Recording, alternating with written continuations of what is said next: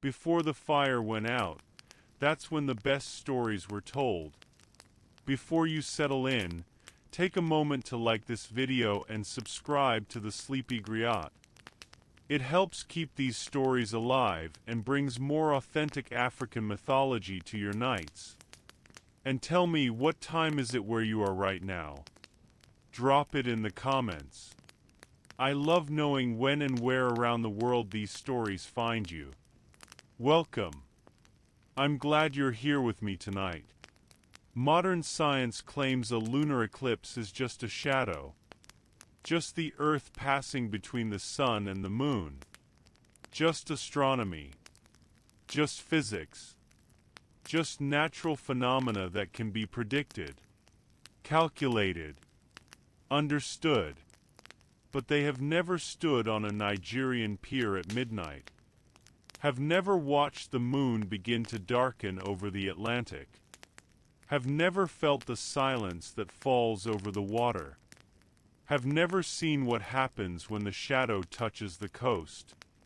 Westerners call these fishermen superstitious. Call them ignorant. Call them backward for refusing to cast their nets. For bringing their boats to shore. For enforcing the midnight curfew. For taking the lunar eclipse seriously. But ignoring the ancestral pact is not ignorance. It is survival. And if you think casting a net tonight is just bad luck, just old beliefs, just harmless tradition, you are dangerously wrong about what lives beneath. Tonight we journey to the Nigerian coast, to the fishing villages where the Atlantic meets the land, where the moon controls more than just the tides, where the eclipse is not just shadow, where the fishermen know something passed down through generations, something proven through tragedy, something that science cannot explain but experience cannot deny. Let your breathing slow. Let yourself settle into this story. Let yourself understand that some rules exist for reasons deeper than superstition, older than science, more real than what can be measured. We begin on the coast, on a night when the moon is full, when the eclipse is coming, when the fishermen know to stay on shore. The vanishing coastline. You are standing on the pier. It is late evening. The sun has set. The moon is rising, full and bright. The sky is clear. Perfect conditions for fishing. The kind of night when catches are good, when nets fill, when money is made. But the pier is emptying. The boats are coming in, not going out. All the fishermen are returning, tying their boats to the dock, securing them, making sure they will not drift, making sure they will stay on shore, no matter what. You are confused. You are new to this village. You came here to learn fishing, to work, to earn money. You do not understand why everyone is stopping, why the best fishing night is being wasted, why opportunity is being abandoned. You ask an older fisherman, why are we stopping? The moon is perfect. The water is calm. We should be fishing. He looks at you. His face is serious. The eclipse is coming, he says. Tonight at midnight. When the shadow touches the moon, no boat goes out. No net is cast. This is the rule. This is the law. This is survival. You want to argue. Want to say that an eclipse is just shadow. Just natural. Just temporary. But something in his face stops you. Something in his eyes. Something that says this is not superstition. This is knowledge. This is warning you should take seriously. The village crier begins walking through the streets, calling out. His voice carries over the water, over the land. The eclipse comes at midnight. All boats to shore.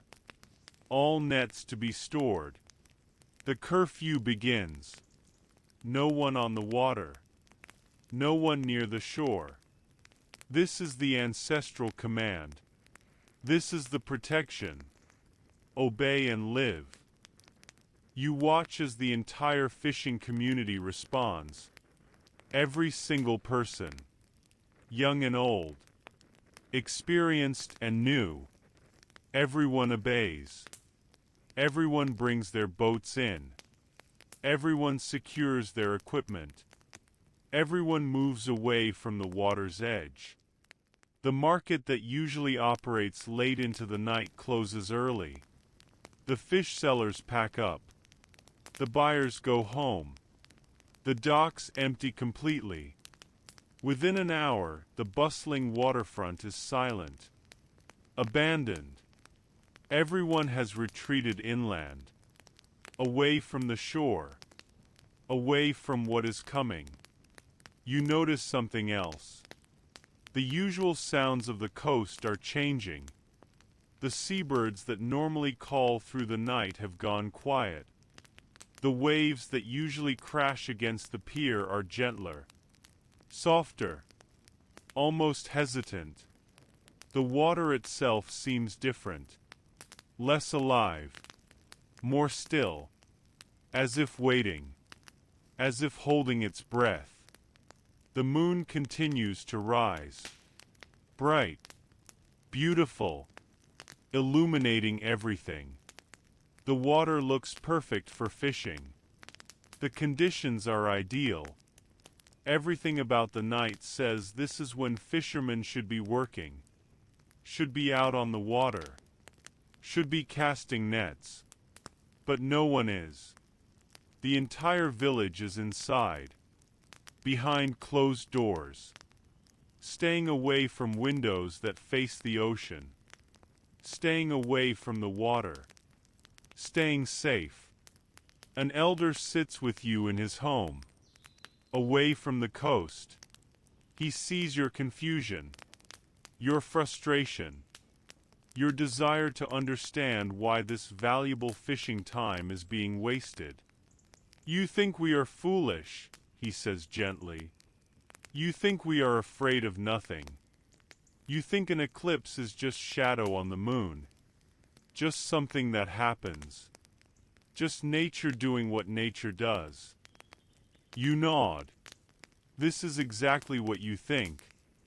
Then let me tell you, he says. Let me tell you why we stay on shore. Let me tell you what happens when the moon darkens. Let me tell you about the pact. About what lives beneath. About why we obey. And he begins the story. The story every fisherman knows. The story that keeps them alive. The story that explains everything. The ancient pact. Long ago. Before your grandfather was born. Before his grandfather was born. Before many generations. There was a time when the moon eclipsed and the fishermen did not know to stop. Did not know to stay on shore. Did not know about what lives beneath. They fished during the eclipse. Cast their nets. Worked through the shadow. Thought nothing of it. Treated it like any other night. They were practical men. Working men. They fished when fishing was good. Did not let superstition stop them. But on one particular eclipse, a midnight eclipse, when the shadow was complete, when the moon went dark, something changed. The water changed. The ocean changed. Something rose from the depths. Something old. Something powerful. Something that had been sleeping. The fishermen who were on the water that night. 3 boats. 15 men. They felt it first. The water beneath them became different, became heavy, became thick. Their boats slowed. Their nets became impossibly heavy, too heavy to pull in, too heavy to release. Then the water began to glow, not with moonlight. The moon was dark, but with something else, something from below, a pale green light, rising from the depths, coming closer, getting brighter. The fishermen tried to row to shore, tried to escape, but their oars would not move properly. The water resisted, pulled them back, held them in place. They were trapped on the dark ocean, with something rising beneath them, something they could not see clearly, something they could not understand, something they could not fight. Then voices came from the water, not human voices, but voices nonetheless, speaking in old language, language the fishermen barely understood. But they understood enough, understood the message, understood the warning, understood the terms. "You have disturbed our time," the voices said. "The time when we rise, the time when the moon releases its hold, the time when we claim the surface. You do not belong here. Not now. Not during the eclipse. This is our time, our realm, our moment." The fishermen begged for mercy, begged to be released, promised to never fish during an eclipse again, promised to tell everyone, promised to create a rule, a law, a prohibition that would be obeyed forever. "A pact then," the voices said. "We allow you the waters. All other times, all other nights, all other moons. The ocean is yours to fish, to use, to survive by. But when the eclipse comes, when the shadow takes the moon, when we rise, you stay on shore. You do not cast nets. You do not enter our domain.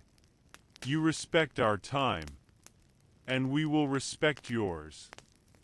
The fishermen agreed, swore to the pact, swore to teach it, swore to enforce it, swore that no fisherman would ever be on the water during a lunar eclipse again. The voices accepted. The water released them. The glow faded. The boats suddenly moved freely. The fishermen rowed to shore as fast as they could, shaking, terrified, changed forever. When they reached land, they told everyone, told the whole village, told neighboring villages, told every fishing community along the coast. They described what they had encountered, what they had promised, what the terms were, what would happen if the pact was broken. Some believed immediately. Others were skeptical. But the 15 men were serious, were changed, were united in their account, were clearly telling truth as they understood it. And they were respected fishermen, experienced men, not prone to lies or fantasy. Their testimony carried weight. The villages agreed, created the rule, the law, the prohibition. No fishing during lunar eclipse. No boats on the water. No nets cast. No one near the shore. When the moon darkens, everyone stays on land, stays safe, honors the pact. This was generations ago. But the pact continues, is taught to every child, is enforced by every community, is taken seriously by everyone who depends on the ocean. Because the pact is not just story, is not just tradition, is not just old belief. The pact is protection, is survival, is the agreement that allows fishermen to work the waters safely every other time. Breaking the pact has consequences. This has been proven multiple times across the generations by those who did not believe, by those who thought they knew better, by those who wanted to test whether the stories were real. They all learned, that the pact is real, that what lives beneath is real, that the consequences of violation are real, that some rules must be obeyed, not from fear, not from superstition, but from wisdom, from experience, from understanding what cannot be fought, what can only be respected, what lives beneath. You ask the elder, what are they? The things in the water, the ones who made the pact. What are they? He is quiet for a moment, thinking, choosing his words carefully. We do not know exactly, he says.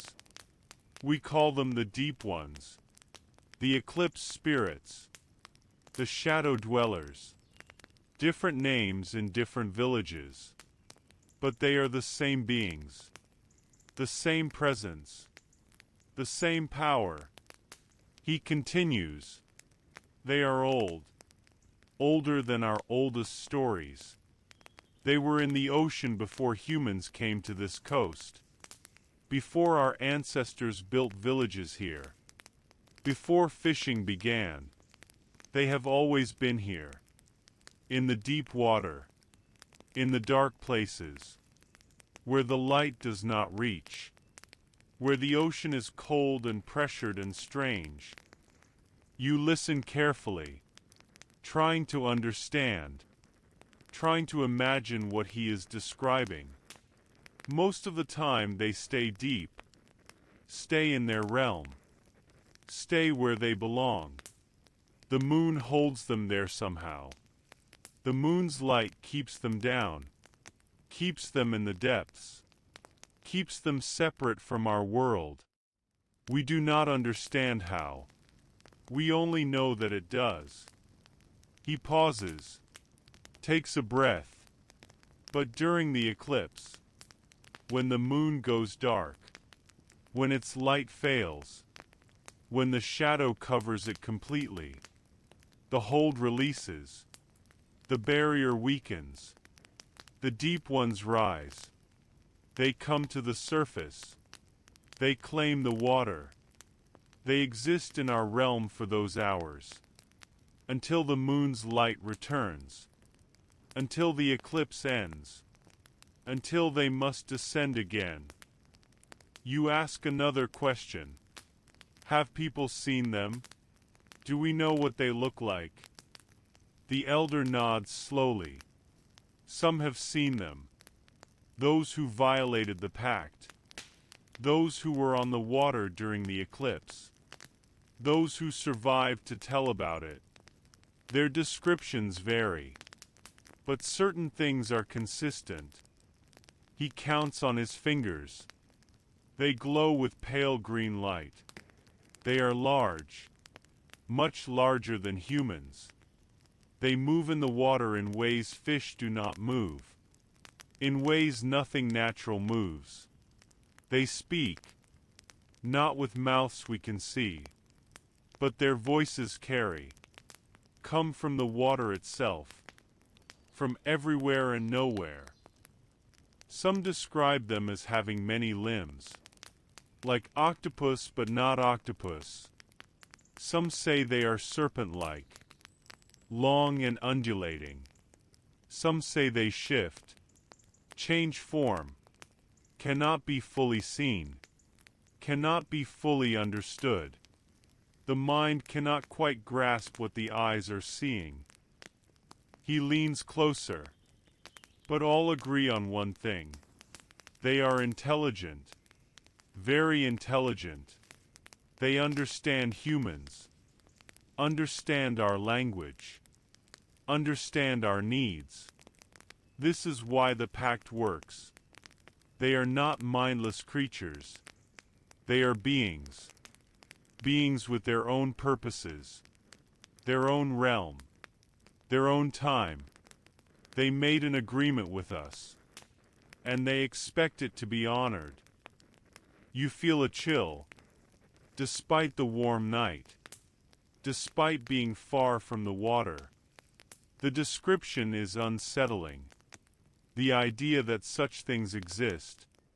That they are real. That they are out there. In the ocean you fish in every other day. It changes how you think about the water. About your work. About what you thought you understood. Are they dangerous? You ask. I mean, if someone is on the water during the eclipse, what happens? The elder's face becomes very serious. That depends. If someone is there by accident, if the eclipse came unexpectedly, if they did not know, the deep ones sometimes give warning, sometimes allow them to leave, sometimes show mercy to ignorance. But if someone is there deliberately, if they know about the pact and break it anyway, if they are there out of disrespect, out of disbelief, out of arrogance, then the consequences are severe, very severe. The deep ones do not tolerate violation, do not accept excuses, do not show mercy to those who knowingly break the agreement. He pauses, looks at you directly. Some disappear completely, boat and all, never found, never seen again, just gone, as if they never existed. Others are returned, but changed, broken somehow, their minds damaged. They speak of things that make no sense. They cannot sleep, cannot stop shaking, cannot return to normal life. They have seen something, experienced something, that humans are not meant to see or experience. A few have been returned with warnings, marked somehow. Their hair turned white overnight. Their skin carries strange patterns, like scars but not scars, like marks burned into them. These marks glow faintly during eclipses. Remind them, remind everyone, that the pact is real, that violations have consequences, that some boundaries must not be crossed. The elder sits back. This is why we obey, why the entire coast obeys, why no village risks it, why no fisherman tests it. We have seen the consequences. We know the price.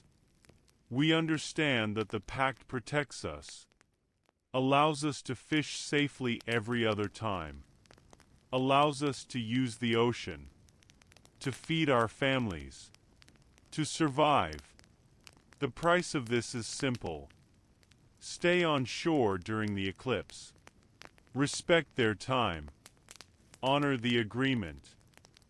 You understand now. This is not superstition.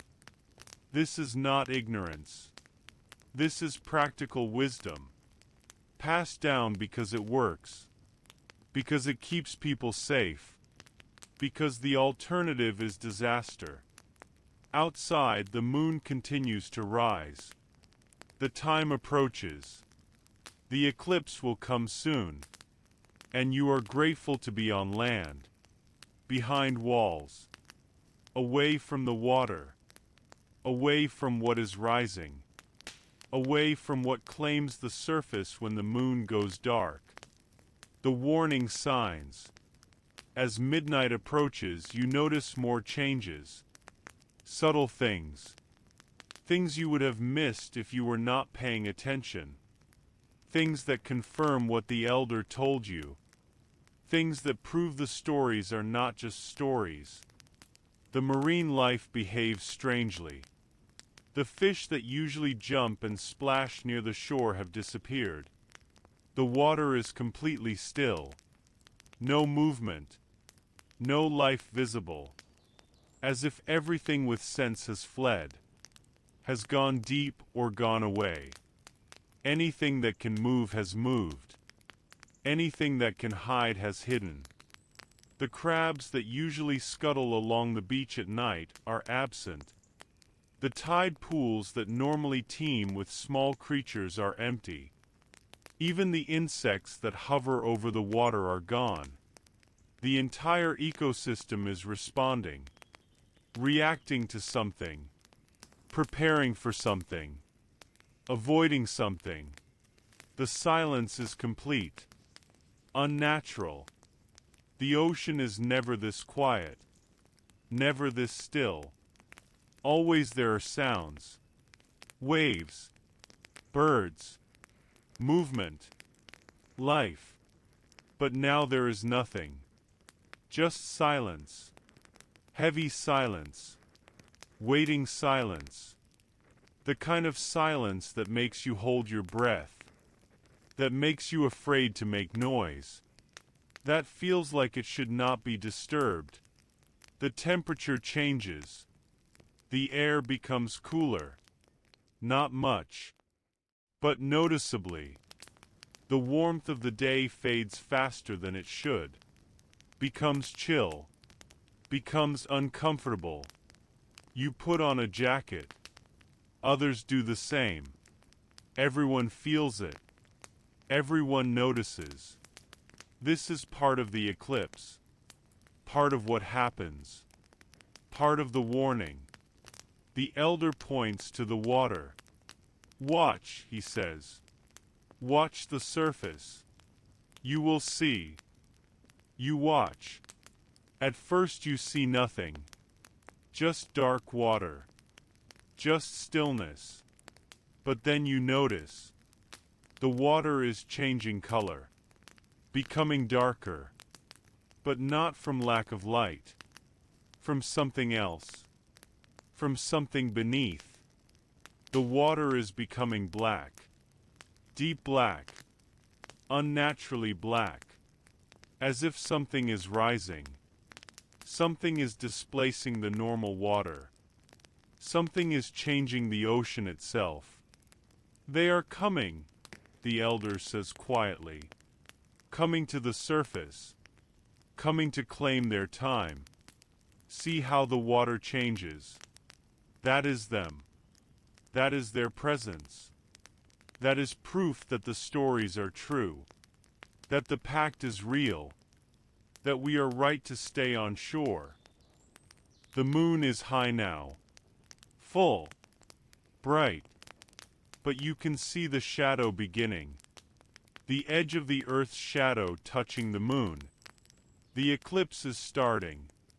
The moon's light begins to dim. Very slightly at first. But visibly. Measurably. The change has begun. The village crier makes one final round. The eclipse begins. The shadow comes. All stay inside. All stay away from windows facing the water. All stay safe. The deep ones rise. Their time comes. Respect the pact. Honor the agreement. Survive the night. Everyone obeys. Shutters close. Lights go out in rooms facing the ocean. People move to interior rooms. Away from the water. Away from what is happening. Away from what should not be witnessed. You and the elder stay in the back room. Away from windows. Safe. But he tells you more. Tells you what others have witnessed. What happens during the eclipse? What the brave or foolish have seen and reported. The water glows, he says. When the eclipse is complete, when the moon is fully dark, the ocean glows with green light. Pale green, unnatural green, coming from below, coming from them. The deep ones rising, coming to the surface, claiming the water. Some have seen shapes, large shapes, moving beneath the glowing water, undulating, circling, patterns that make no sense, movements that should not be possible, things that hurt to look at, that the mind cannot quite process, that vision cannot quite capture. Others have heard sounds, not voices exactly, but sounds, rhythmic sounds, like breathing, like chanting, like something ancient and powerful and completely other. Sounds that carry across the water, that reach the shore, that make people cover their ears, that make people retreat further, that make people afraid in ways they cannot explain. And some, a very few, have seen them fully. The deep ones have seen them emerge, have seen them on the surface, have seen what they truly are. These people are never the same. They speak of it rarely, and when they do, their descriptions are strange, contradictory, as if what they saw cannot be described, cannot be captured in human language, cannot be made to make sense. The elder pauses. This is why we do not look, why we stay inside, why we avoid witnessing.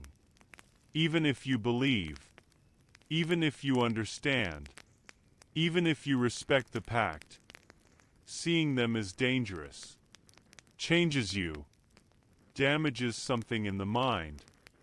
The human brain is not meant to perceive them. We are meant to know they exist, to respect them, to honor the agreement, but not to see them, not to witness them fully. That is too much. That crosses a line that should not be crossed. You understand. You have no desire to look, no desire to witness, no desire to see what lives beneath. You are content to stay here, in this back room, away from windows, waiting for the eclipse to pass, waiting for the moon's light to return, waiting for the deep ones to descend, waiting for safety to return. Outside, the eclipse continues. The moon darkens. The shadow spreads. The change happens. And somewhere, out on the black water, in the glowing ocean, things rise. Things move. Things claim their time. Things exist in ways humans are not meant to witness. Things honor the pact from their side, as long as humans honor it from theirs. The violation stories. The elder continues speaking. The moon outside grows darker. The eclipse deepens. Inside this safe room, away from the water, the elder shares the stories, the warnings, the lessons learned through tragedy, the proof that the pact must be honored. There was a man named Emeka, the elder begins. This was 20 years ago, maybe 25. Emeka was young, strong, confident. He had been fishing since he was a boy, knew the waters well, knew the tides, knew the fish, knew everything there was to know about the ocean. Or so he thought. The elder shifts in his seat. Emeka heard the stories about the eclipse, about the pact, about the deep ones. But he did not believe. He thought the old people were foolish, thought they were afraid of nothing, thought science had explained the eclipse, thought there was nothing to fear from a shadow on the moon. When the lunar eclipse came, when the village brought in their boats, when the curfew was announced, Emeka refused. He said he would fish, said he would prove the stories were false, said he would catch fish while everyone else wasted the opportunity, said he would become rich while others cowered on shore. The elder's voice becomes quieter. The elders warned him, begged him not to go, told him the stories were real, told him the consequences were severe. But Emeka laughed. He was young. Young people sometimes think they know more than they do. Think old wisdom is just old fear. He took his boat out, cast his nets, fished during the eclipse. You lean forward. What happened to him? The elder is silent for a moment. His boat was found 3 days later. Drifting. Empty. The nets were still in the water. But they were torn. Shredded. Not from normal wear. Not from fish or rocks. From something else. Something powerful. Something that had destroyed them deliberately. Completely. Emeka was never found. His body never recovered. He simply disappeared. Vanished during the eclipse. The deep ones took him. This is what we believe. This is what we know. He violated the pact. He showed disrespect. He paid the price. The elder continues. His family mourned. The village mourned. But we also learned. We saw what happens when someone ignores the warnings. When someone breaks the agreement. When someone thinks they know better than generations of wisdom. Emeka's disappearance reinforced the pact. Made everyone more serious about obeying. Made the young people listen more carefully. There is another story. The elder tells it. A woman named Ada. This was more recent. 10 years ago. She was not a fisherman. But she was curious. She wanted to see what happened during the eclipse. Wanted to witness the deep ones. Wanted to prove to herself whether the stories were real. Ada went to the beach during the eclipse. Not on a boat. Just on the shore. Just to watch. She thought this was safe. Thought being on land was enough. Thought she could observe without violating the pact. She was wrong. The elder shakes his head. The pact says stay away from the water. Not just do not fish. Not just do not take boats out. Stay away. Stay inland. Stay safe. Witnessing is also violation. Observing is also disrespect. The deep ones do not want to be seen. Do not want human eyes on them. Do not want their time disturbed even by watching. Ada stood on the beach. She watched the water glow. She saw shapes moving. She heard sounds.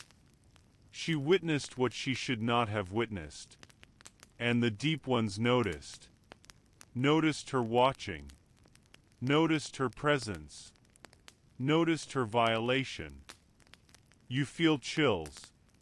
What did they do? She was not taken. Not killed. But she was marked. When she returned to the village after the eclipse ended, people saw immediately that something was wrong. Her hair had turned completely white. All of it. In just a few hours. She was 30 years old. Her hair had been black. Now it was white as an old woman's hair. But that was not all. Her eyes were different. Changed. When you looked into them, you saw something. Something that should not be there. Something that made you look away quickly. Made you uncomfortable. Made you afraid. She had seen things. Things that changed her. Things that left marks on her soul. The elder pauses. Ada could not sleep after that. Not properly. She would wake screaming. Saying things in languages no one understood. Speaking words that hurt to hear. Words that felt wrong. Words that came from whatever she had witnessed. Whatever had looked back at her when she watched the deep ones. She lived another 5 years. But they were hard years. Troubled years. She was never the same. Never recovered. Never could forget what she had seen. Never could unsee it. She died young. Too young. The elders said the deep ones took her slowly. Took her spirit first.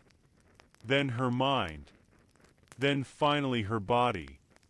This is what happens when you witness what should not be witnessed. The stories continue. The elder knows many. Has lived long enough to see several violations. Each one different. Each one terrible. Each one proving that the pact is real. That the consequences are real. That obedience is necessary. There was a boy who fell into the water during an eclipse. Accidentally. He was running. Did not see where he was going. Fell from the pier. The deep ones could have taken him. Could have drowned him. Could have pulled him under. But they did not. They pushed him back to shore. Pushed him to safety. Because he did not violate intentionally. Did not show disrespect. Was just a child who made a mistake.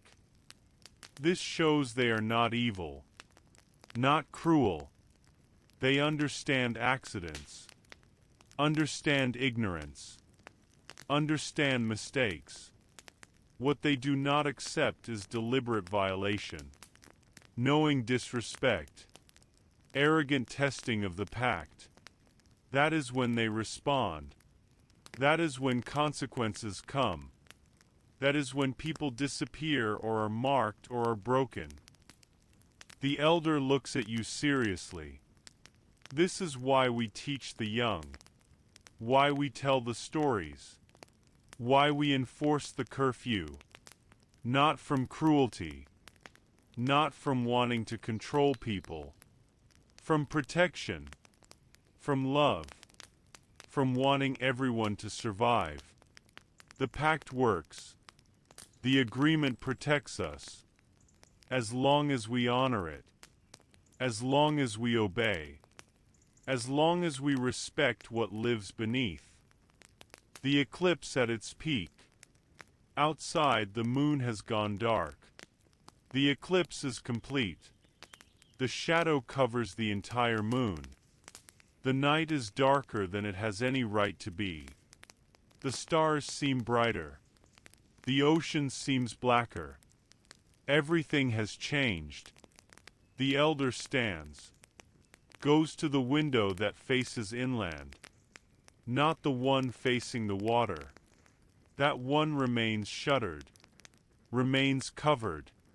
Remains avoided. He looks out at the village. At the streets. At the other houses. Everyone is inside, he says. Everyone obeys. This is good. This is how it should be. He sits back down. Now we wait. We stay quiet. We stay safe. Until the eclipse passes. until the moon's light returns, until the deep ones descend. This usually takes a few hours, depends on the eclipse. But we wait. We do not rush. We do not take chances. We wait until we are certain it is safe. You ask a question that has been on your mind. Can you feel them? The deep ones. Can you sense when they are on the surface? The elder nods. Yes. You can feel them. Not with your body exactly, but with something else. Something inside. Something that knows. You feel a pressure. A heaviness. Like the air has become thick. Like breathing requires more effort. Like everything has become harder somehow. You also feel watched. Even though you are inside. Even though you are far from the water. You feel eyes on you. Feel attention directed at you. The deep ones know we are here. Know we are obeying. Know we are staying away. They acknowledge this.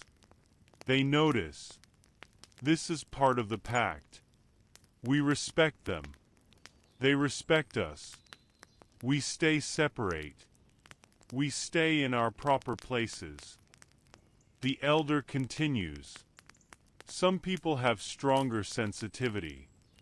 Can feel more. Can sense the deep ones more clearly. These people often become spiritual leaders. Become the ones who communicate with ancestors. Who understand the spirit world.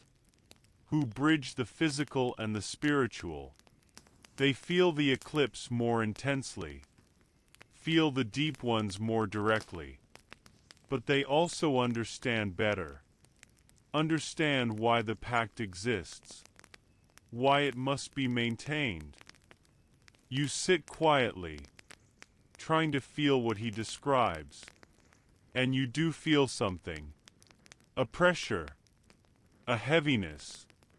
A sense that the world has changed. That something is different. That something powerful is present. You cannot explain it scientifically. Cannot measure it. Cannot prove it. But you feel it. And feeling it makes you believe. Makes you understand.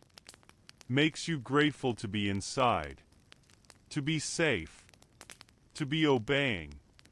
The elder begins to hum. Softly. A song you do not recognize. An old song. A traditional song. This is a protection song, he explains. We sing it during eclipses. Not loudly. Not to disturb. But quietly. To ourselves. To remind ourselves we are protected. To maintain our connection to ancestors. To reinforce the pact. Other voices join his. From other rooms. From other houses. All humming the same song. The same melody. The same protection. The village is united. Everyone humming together. Everyone staying safe together. Everyone honoring the pact together. This unity is powerful. Is comforting. Is part of why the community survives. Why the tradition continues. Why everyone obeys. The song is simple. Repetitive. Soothing. It helps pass the time. Helps calm the fear. Helps remind everyone that they have done this before. That they will do it again. That this is part of life on the coast. Part of the rhythm of living beside the ocean. Part of the price of fishing these waters. You join the humming. Quietly. Following the melody. Adding your voice to the community. To the protection. To the unity. It feels right. Feels important. Feels like you are becoming part of something larger than yourself. Part of the community that understands, that respects, that obeys. What happens on the water? The elder tells you what happens on the water during the eclipse. What those who survived violations have reported. What can be known about the Deep One's time. What occurs when they claim the surface. The water glows brightest at the peak, he says. When the moon is completely dark. When the eclipse is total. That is when they are most present, most active, most powerful. The green light comes from everywhere. From the depths. From all around. The entire ocean glows. You could see it from miles away if you were high enough. If you were watching from a distance. The light moves. Pulses. Like breathing. Like a heartbeat. Slow. Steady. Powerful. This is their life force. Their energy. Their presence made visible. Some say the light is beautiful. Mesmerizing. Hard to look away from. This is part of the danger. Part of why people who watch become entranced. Become unable to leave. Become trapped by the beauty of something that should not be seen. Beneath the glowing water they move. The deep ones. In patterns. In formations. Like they are performing something. A ceremony maybe. A ritual. Something important to them. Something that requires the eclipse. Something that cannot happen when the moon's light is present. This is their time. Their sacred time. This is why they made the pact. To protect this time.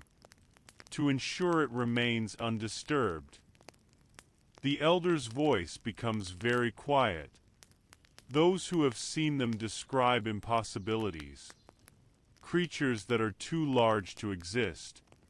Movements that defy physics. Shapes that shift and change and cannot be held in memory. Eyes that look too deep. That see too much. That understand too well. Voices that speak without mouths. That come from the water itself. That resonate in your bones.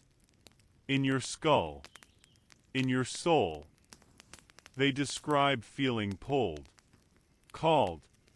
Invited. The deep ones do not always attack violators immediately. Sometimes they call. They invite. They offer. What they offer no one knows. No one who has accepted the invitation has returned to tell. But the pull is strong. Very strong. Like nothing you have experienced. Like desire and fear and curiosity all mixed together. Like your body wants to go even while your mind screams to run. This is how they take some people. Not through force. Through invitation. Through calling. Through making you want to join them. Want to see more. Want to understand. Want to become part of whatever they are. Part of whatever they do. Part of their world beneath the waves. Those who resist this pull. Who fight it. Who flee when they feel it. These are the ones who survive. Who return. Who can warn others.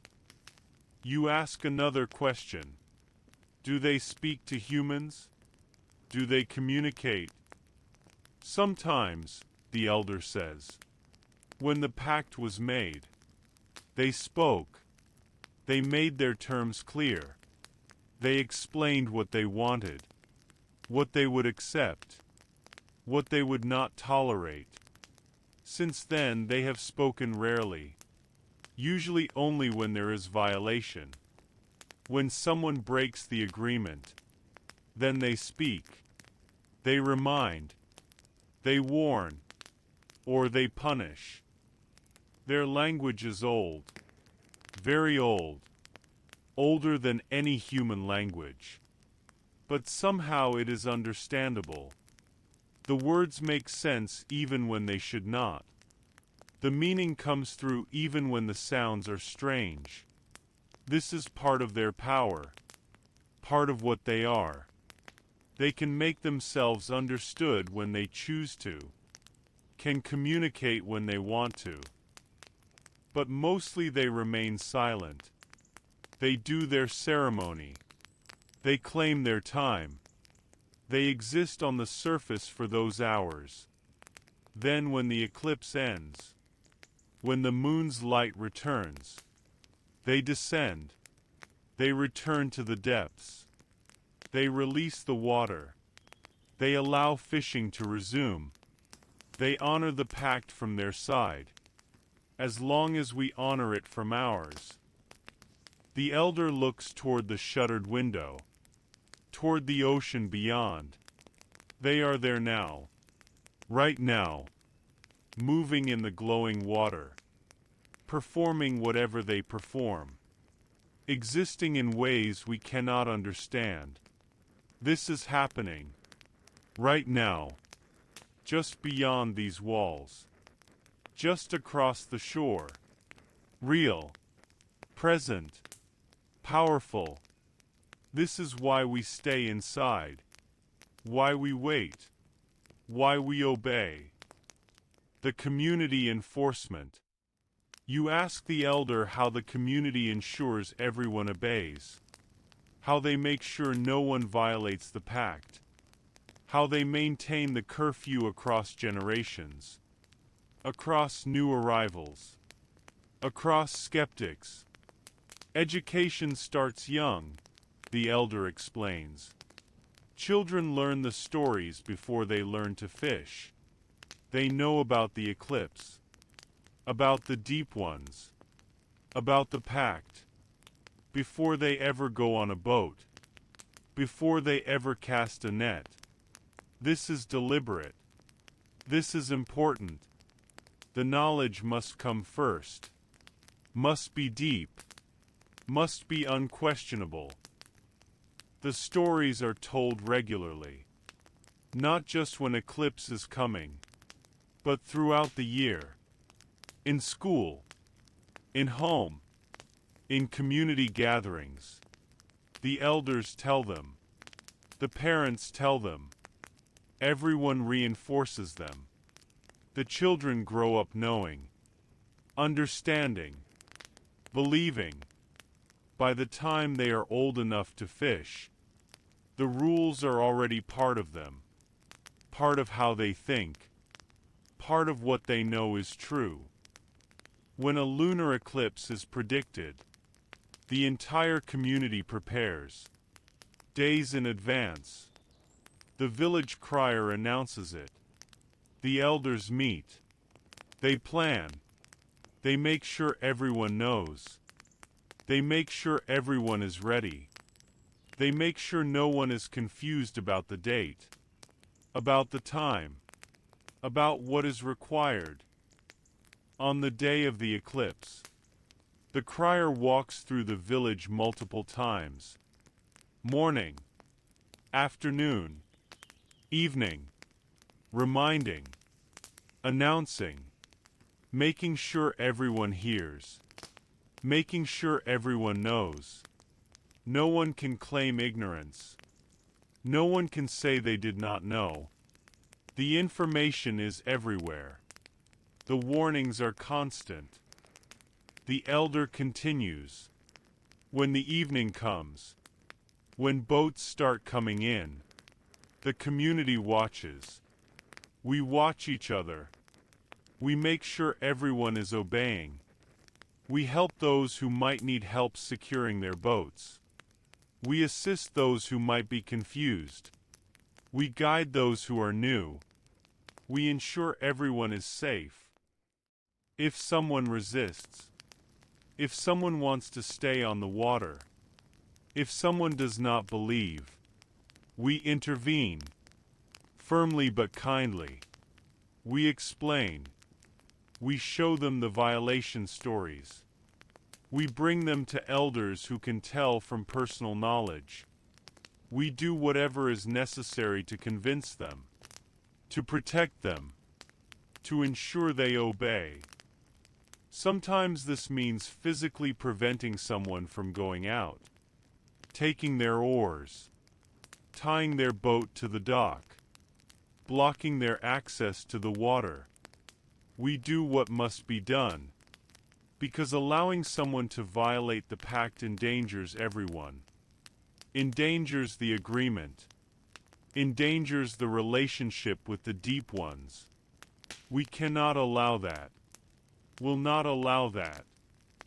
You ask about outsiders, about people from other places who do not know the stories, who might be on the water when eclipse comes. This is difficult, the elder admits. Tourists, visiting fishermen, people from inland who come to the coast. They do not know, have not grown up with the stories, do not understand the seriousness. We try to inform them, try to warn them, but they often do not believe, think we are primitive, think we are superstitious. When possible, we bring them to shore. We tell them it is dangerous. We do not always explain about the deep ones. We just say the waters are not safe during eclipse. Say it is our custom. Say we would be grateful if they respected it. Most comply. Maybe not because they believe, but because they respect our wishes, our traditions, our community. But some refuse. Some insist on their right to fish, to sail, to be on the water. With these people we have done what we can. We have warned them. We have explained. Beyond that we cannot force them, cannot control them. We can only hope. Hope the deep ones show mercy. Hope they understand these are outsiders. Hope the violation is forgiven. Usually, the elder says quietly, the deep ones are less merciful to outsiders, because outsiders represent disrespect at the deepest level.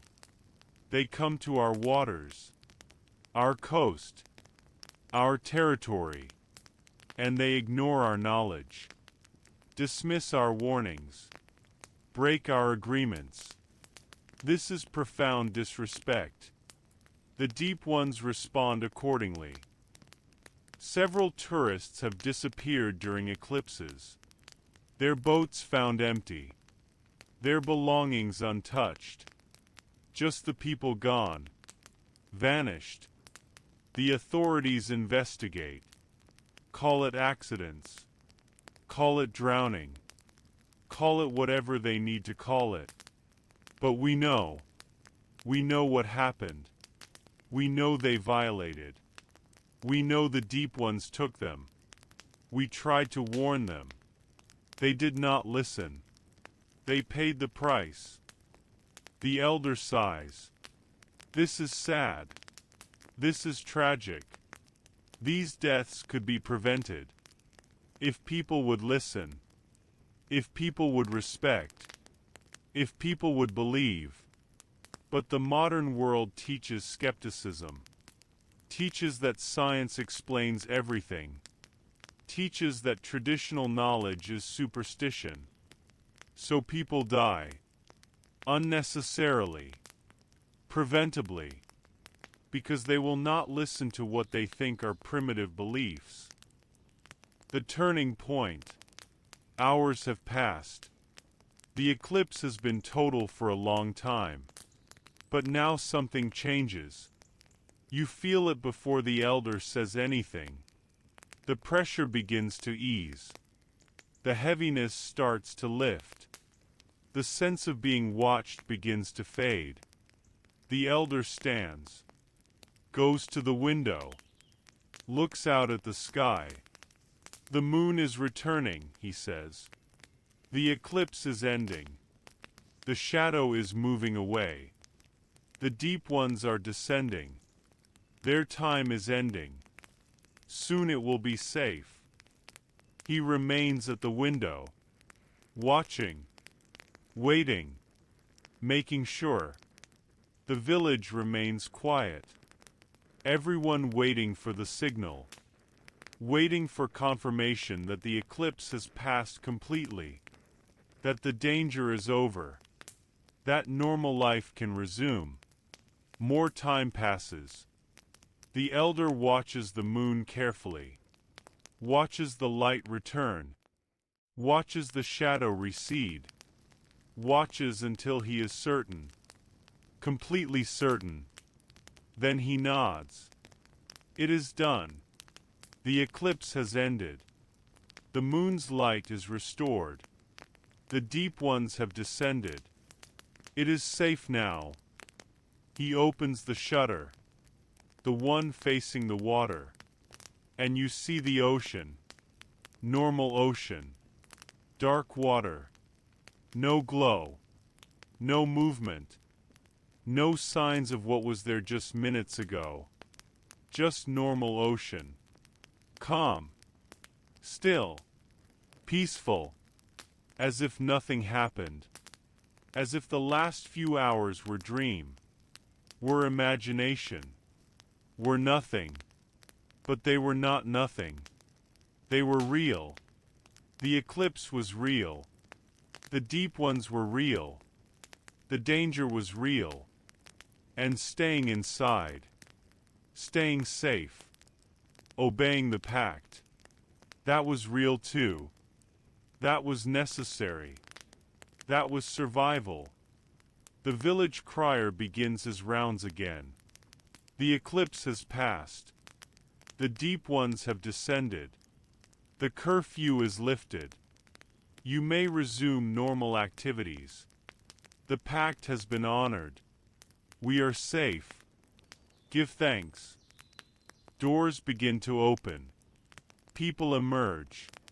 Moving cautiously at first. Looking at the water. Making sure.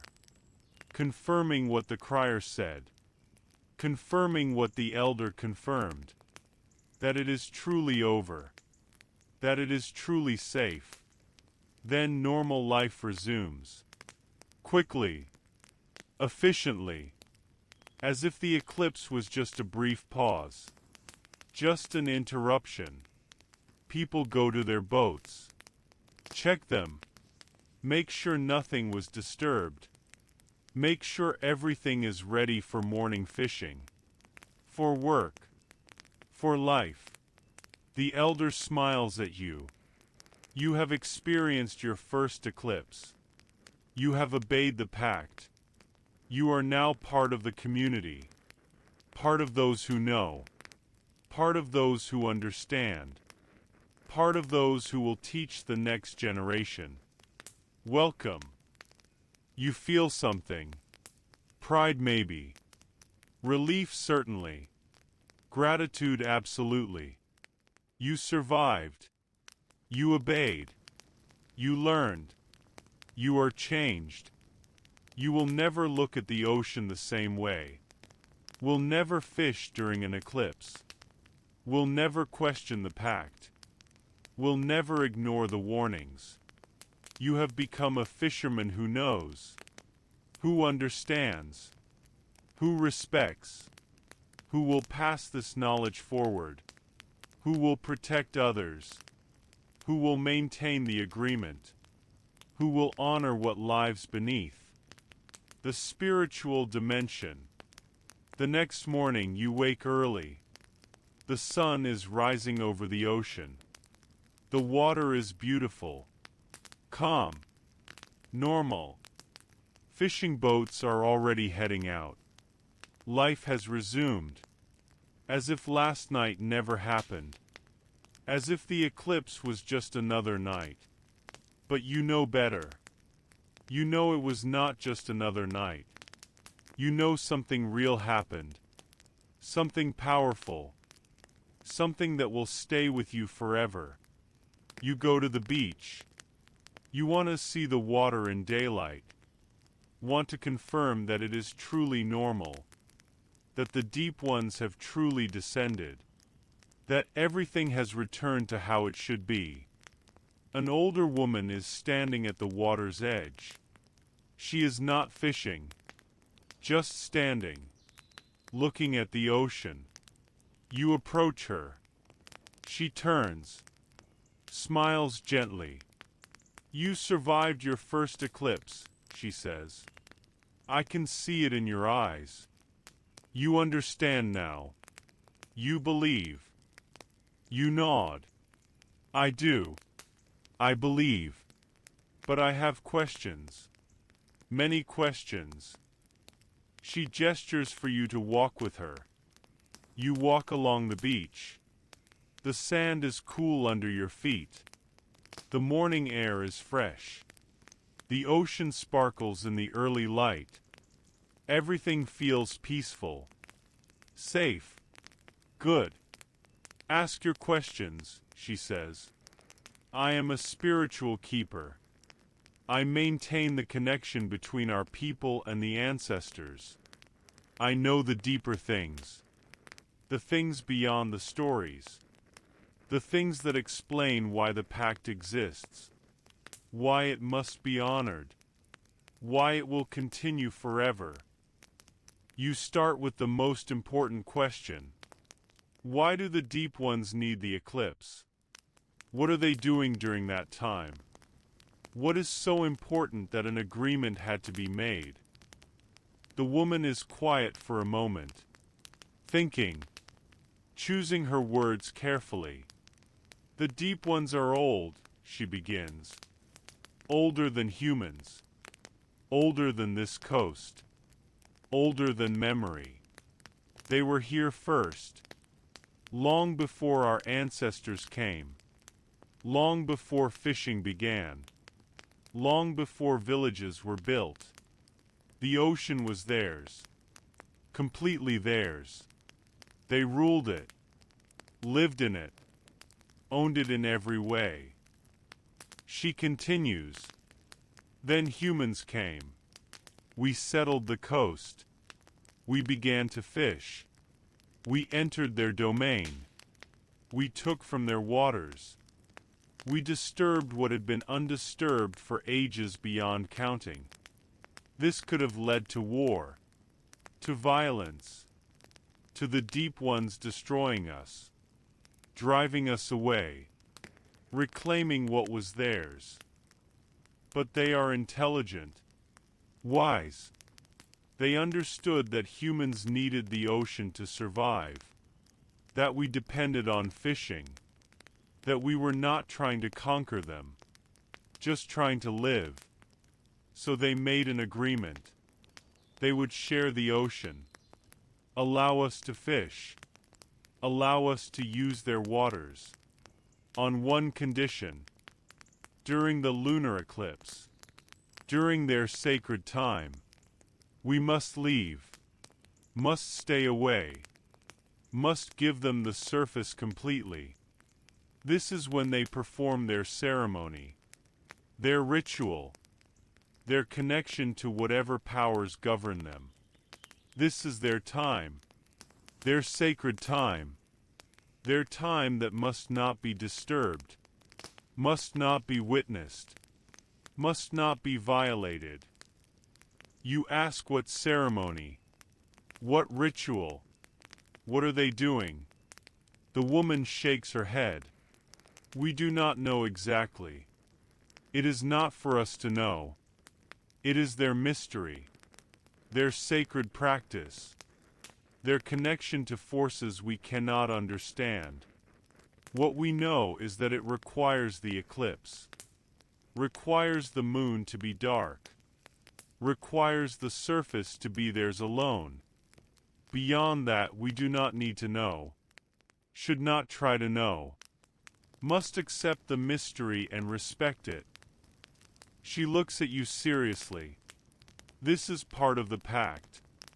Not just staying away during the eclipse, but also not seeking to know too much, not trying to understand their mysteries, not attempting to learn their secrets. There are boundaries, lines that must not be crossed. The physical boundary of staying on shore during eclipse, and the spiritual boundary of not seeking forbidden knowledge. Both must be respected. Both must be honored. You ask another question. The ancestors, how are they connected to this? How do they help maintain the pact? The woman smiles. The ancestors are essential. They are the bridge. They are the connection between us and the deep ones. They are the ones who communicate when communication is needed, who mediate when mediation is necessary, who maintain the relationship across generations. She explains further. When we die, when fishermen die, those who lived honorably, who respected the ocean, who honored the pact, they do not simply disappear. Their spirits remain. They become part of the spiritual ecosystem of the coast. They watch over the living. They guide. They protect. They remember. The ancestors remember the original pact. They remember the terms. They remember what happens when violations occur. They carry this knowledge in their spiritual form. They pass it to the living through dreams, through visions, through the work of spiritual keepers like me. They ensure the knowledge continues. The respect continues. The obedience continues. During eclipses, the ancestors are active, very active. They move between the living and the deep ones. They ensure both sides honor the agreement. They watch for violations. They intervene when possible. They protect the foolish who might accidentally endanger themselves. They maintain the peace. They keep the balance. The woman stops walking, looks out at the ocean. I see them sometimes. The ancestors. In my visions. In my dreams. In my spiritual work. They appear as lights on the water, as feelings of presence, as voices that guide. They tell me things, show me things, help me understand things. This is my gift, my burden, my responsibility. They told me you were coming, a new fisherman, one who needed to learn, one who would understand, one who would believe. They asked me to help you, to teach you, to make sure you truly understand, not just the rules, but the deeper meaning, the spiritual reality, the sacred nature of what we do when we honor the pact. You feel honored, humbled. You did not expect this, did not know you were being watched over, being guided, being protected by forces you could not see. The dreams and visions. The woman continues. Many fishermen have dreams, especially after their first eclipse. The experience opens something, creates sensitivity, creates connection. You will likely dream tonight, maybe for several nights. This is normal. This is expected. This is part of becoming fully integrated into the community, into the spiritual reality of this coast. She describes what you might dream. You might see the ocean glowing, might see shapes moving beneath, might hear voices calling. These are not nightmares. Not exactly. They are messages. The deep ones showing you what you avoided by obeying. showing you what is real, confirming what you learned, making sure you understand, making sure you remember, making sure you will never forget. You might also see ancestors, family members who have passed, fishermen from generations ago. They might appear, might speak, might offer guidance, might welcome you, might tell you things you need to know. Listen to them. Respect them. Remember what they say. Their wisdom is real. Their guidance is valuable. Their presence is blessing. Some people fear these dreams. Fight them. Try to forget them. This is mistake. These dreams are gifts. Are connections. Are part of the spiritual life of being a fisherman on this coast. Embrace them. Learn from them. Allow them to deepen your understanding. They will make you better fishermen, better community member, better person. The woman tells you about her own dreams, her own visions. I see the deep ones sometimes, not during waking hours, not during eclipse, but in vision states, in deep meditation, in spiritual journeys. I see them in their realm, in the depths where they normally live, where they exist when not claiming the surface. They are beautiful, she says. Terrifying, yes. Alien, yes. Impossible, yes. But also beautiful. There is grace to them, intelligence, majesty. They are not monsters, not demons. They are beings, ancient beings, powerful beings, beings with their own dignity, their own purpose, their own sacred existence. In my visions, they sometimes communicate, not in words exactly, but in impressions, in feelings, in understandings that arrive whole. They appreciate the pact, value it, respect humanity for honoring it. They do not hate us, do not resent us. They simply need their sacred time, need their ceremony, need their ritual undisturbed.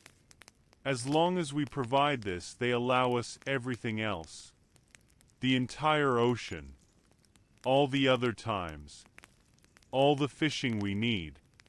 This is generosity on their part. This is gift. This is blessing we should appreciate.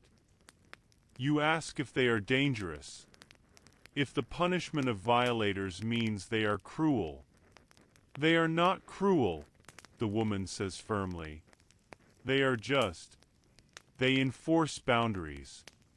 They protect what is sacred to them. This is not cruelty. This is appropriate response to violation. Think of it this way.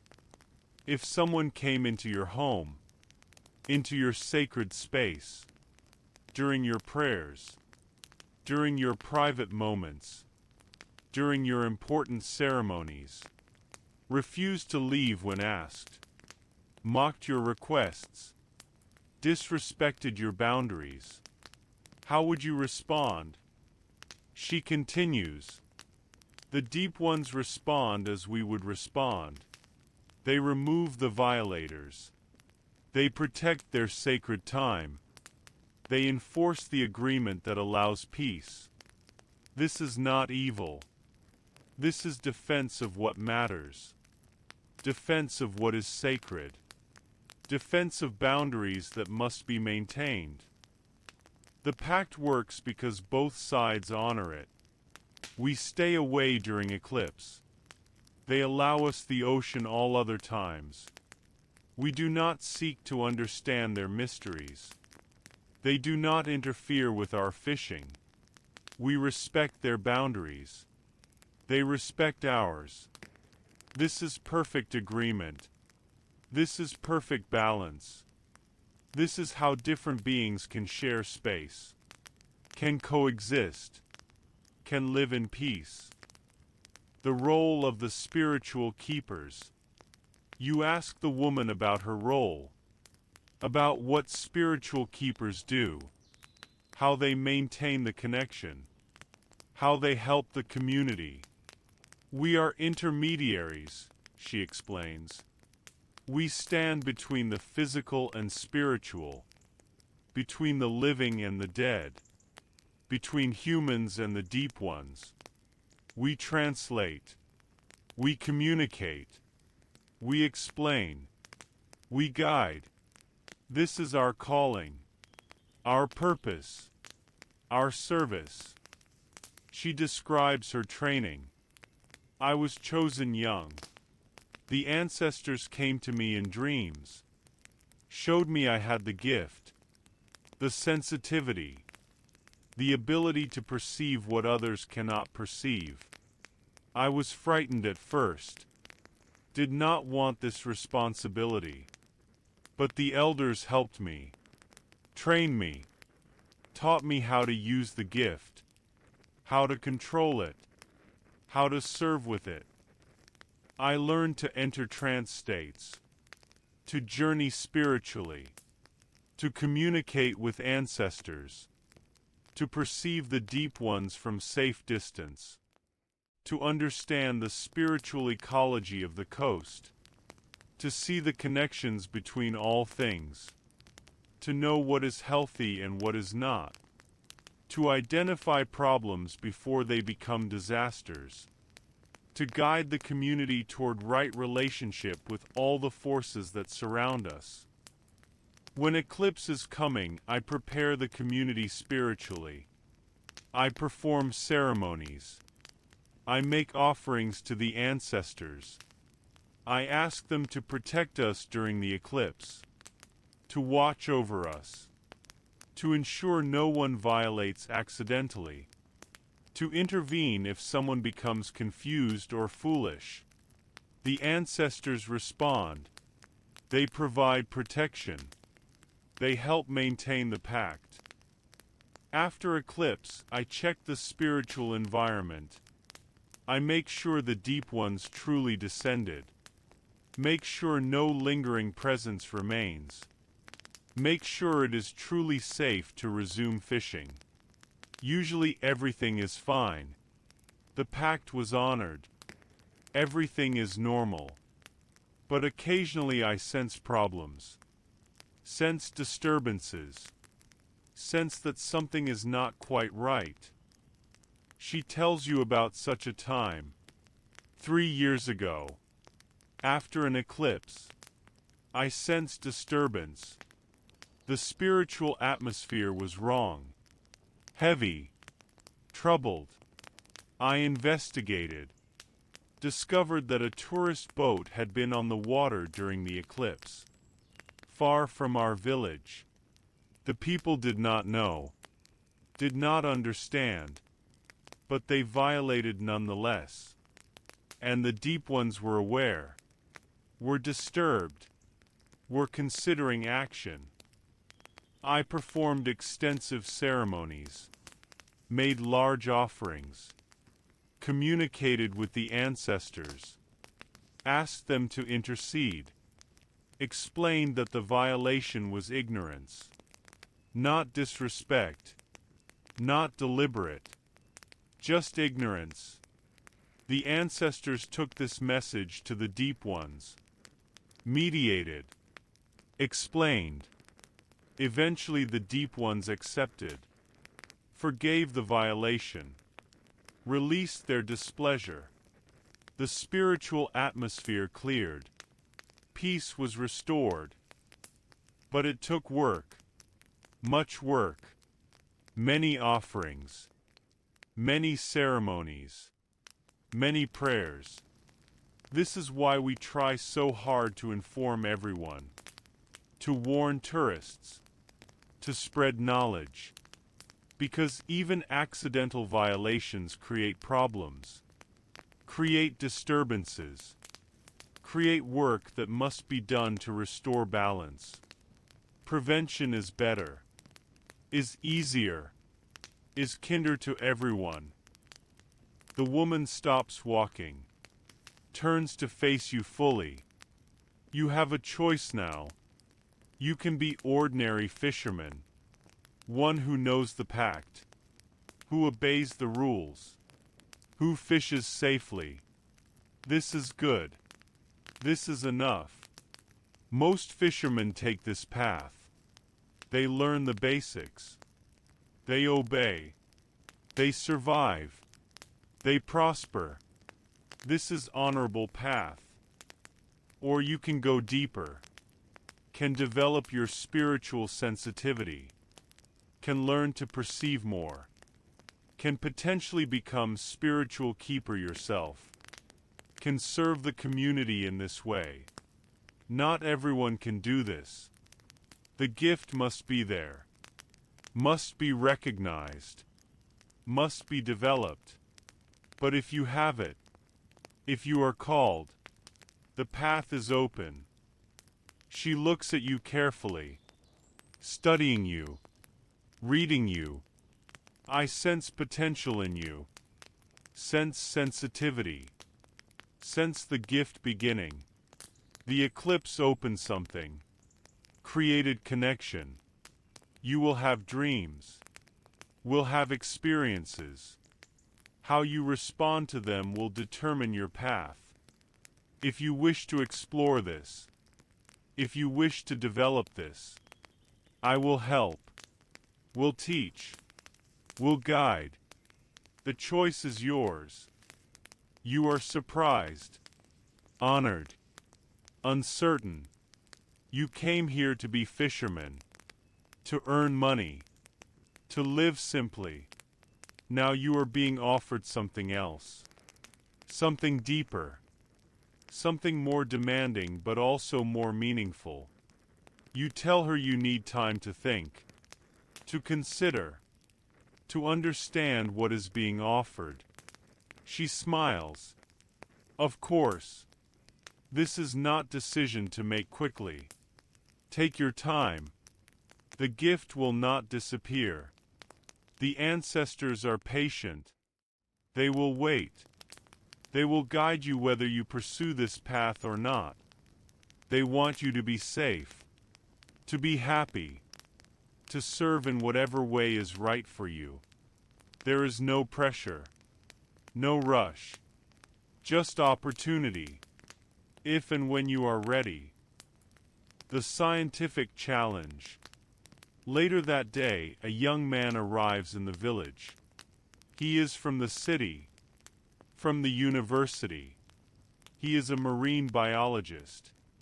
He has come to study the fishing practices, to understand the local methods, to document the traditional knowledge. He introduces himself. His name is Chitty. Chitty is friendly, enthusiastic, interested. He speaks with many fishermen, takes notes, asks questions. He is genuinely curious about how the community operates, how fishing is organized, how knowledge is passed down. But then he hears about the eclipse prohibition, about the pact, about the deep ones. His enthusiasm becomes skepticism. You cannot seriously believe this, he says to a group of fishermen. You cannot seriously think there are creatures that only appear during lunar eclipse. This is superstition. This is ignorance. The eclipse is just the Earth's shadow on the moon. It is astronomy. It is science. There is nothing supernatural about it. The fishermen are quiet. They have heard this before. From outsiders. From educated people. From those who think science explains everything. They do not argue. Do not try to convince. They simply state their position. We honor the pact. We stay on shore during eclipse. This is our way. This is our tradition. This is what keeps us safe. Chitty shakes his head. But you are wasting opportunity. The fish do not know about eclipse. They are still there. Still feeding. Still available to catch. You could be fishing. Could be earning money. Could be productive. Instead you hide inside. Waste time. Lose income. All because of old stories. Old fears. Old superstitions. One elder speaks up. We do not lose income. We lose one night. Maybe a few hours. The rest of the time we fish freely. We catch plenty. We survive well. One night of rest. Of respect. Of honoring our agreement. This costs little. Protects much. This is wisdom. Not ignorance. But Chitty is not convinced. I want to prove to you that there is nothing to fear. I want to show you that the eclipse is harmless. That fishing during eclipse is safe. That your fears are unfounded. May I take a boat out during the next eclipse? May I demonstrate that nothing will happen? Maybe then you will see. Maybe then you will modernize. Will abandon these outdated beliefs. The fishermen become very serious. Very quiet. The elder who spoke before speaks again. We will not give you a boat. We will not help you violate the pact. We will not be responsible for what happens to you. If you insist on doing this, you must find your own boat, your own equipment, your own way, and you must accept full responsibility for the consequences. Chitty agrees. I accept. I will bring my own equipment. I will go out during the next eclipse. I will prove there is nothing to fear. And when I return safely with a good catch, perhaps you will reconsider your beliefs. Perhaps you will enter the modern world. The fishermen say nothing more. They have warned him. They have explained. They have done what they could. Now it is his choice. His decision. His consequence to face. The preparations for the next eclipse. The next lunar eclipse is predicted for 3 weeks later. Chitty spends those weeks preparing. He brings scientific equipment, cameras, recording devices, instruments to measure temperature, water conditions, marine life activity. He wants to document everything, wants proof that nothing supernatural occurs, wants to demonstrate that the fisherman's fears are baseless. The community watches him prepare. They do not interfere, do not prevent, but they also do not help. They warn him, repeatedly, tell him the stories, tell him about violations, tell him about consequences. But Chitty dismisses everything, calls it superstition, calls it fear, calls it ignorance. The spiritual woman comes to see him. She tries a different approach. Not threats, not warnings, but explanation. The deep ones are real, she says gently. I have seen them in visions, have communicated with the ancestors about them, have experienced their presence spiritually.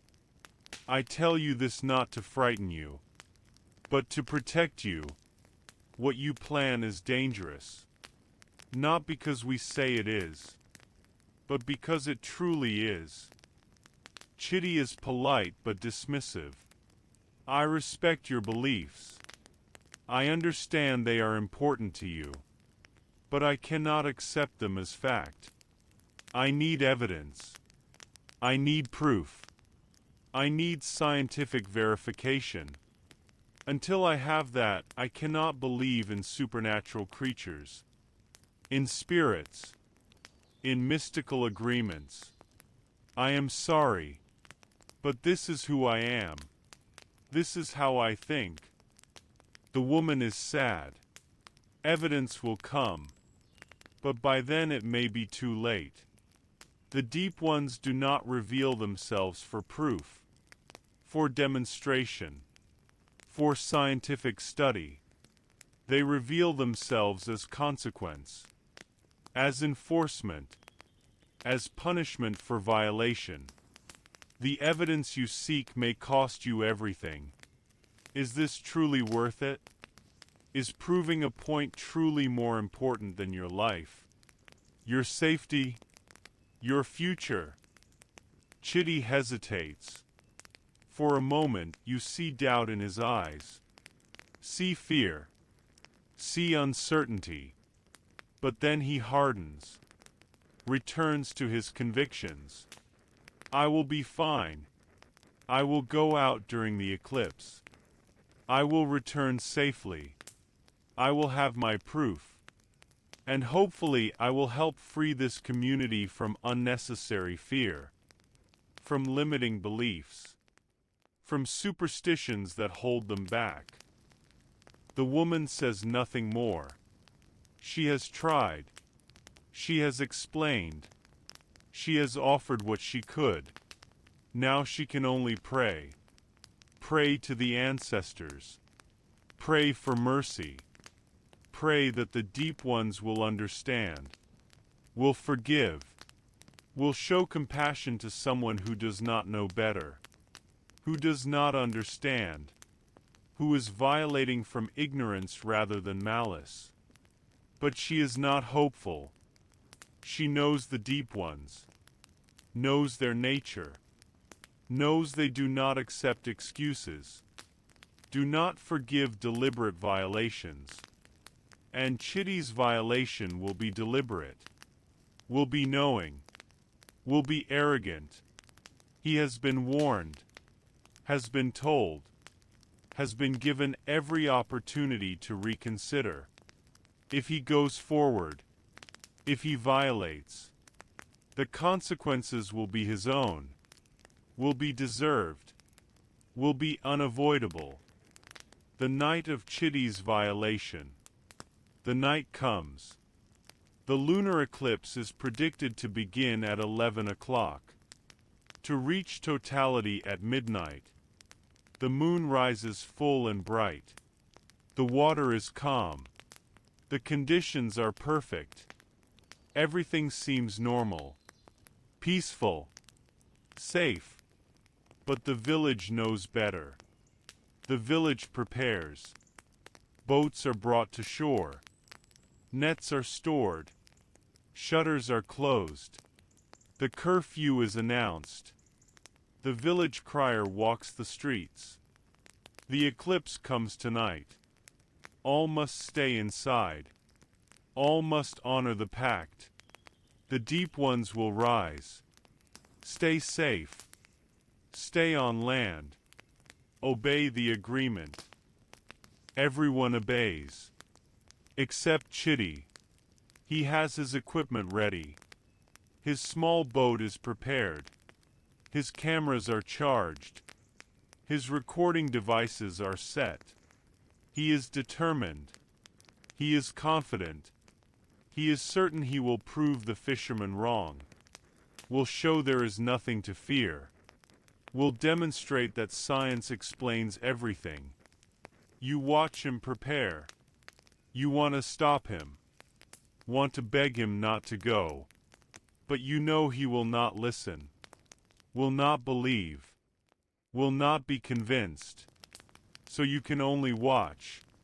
Can only hope. Can only pray that somehow he will survive what he is about to experience.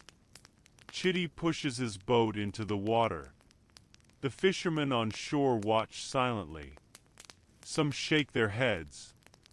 Some close their eyes. Some whisper prayers. But no one interferes. He has made his choice. He must face the consequences. This is how it works. This is how it has always worked. Chitty rows out. Not far. Just beyond the breakers. Just far enough to say he was on the water during the eclipse. Far enough to make his point. He drops anchor. Sets up his cameras. Arranges his equipment. Prepares to document everything. To prove that nothing will happen. To show that the eclipse is harmless. The village watches from windows. From doorways. Staying inside as required. But watching. Unable to look away. Unable to abandon Chitty completely. Hoping against hope that maybe the deep ones will be merciful. Will understand. Will forgive. Will allow this one violation to pass without consequence. The moon continues to rise. The eclipse begins. The shadow starts to cover the moon. Slowly. Gradually. The moon's light begins to dim. The night becomes darker. The change has started. And Chitty is on the water. Recording. Observing. Convinced nothing will happen. The transformation. At first everything seems normal. The water remains calm. The night is quiet. Chitty's cameras record the eclipse. Record the darkening moon. Record the peaceful ocean.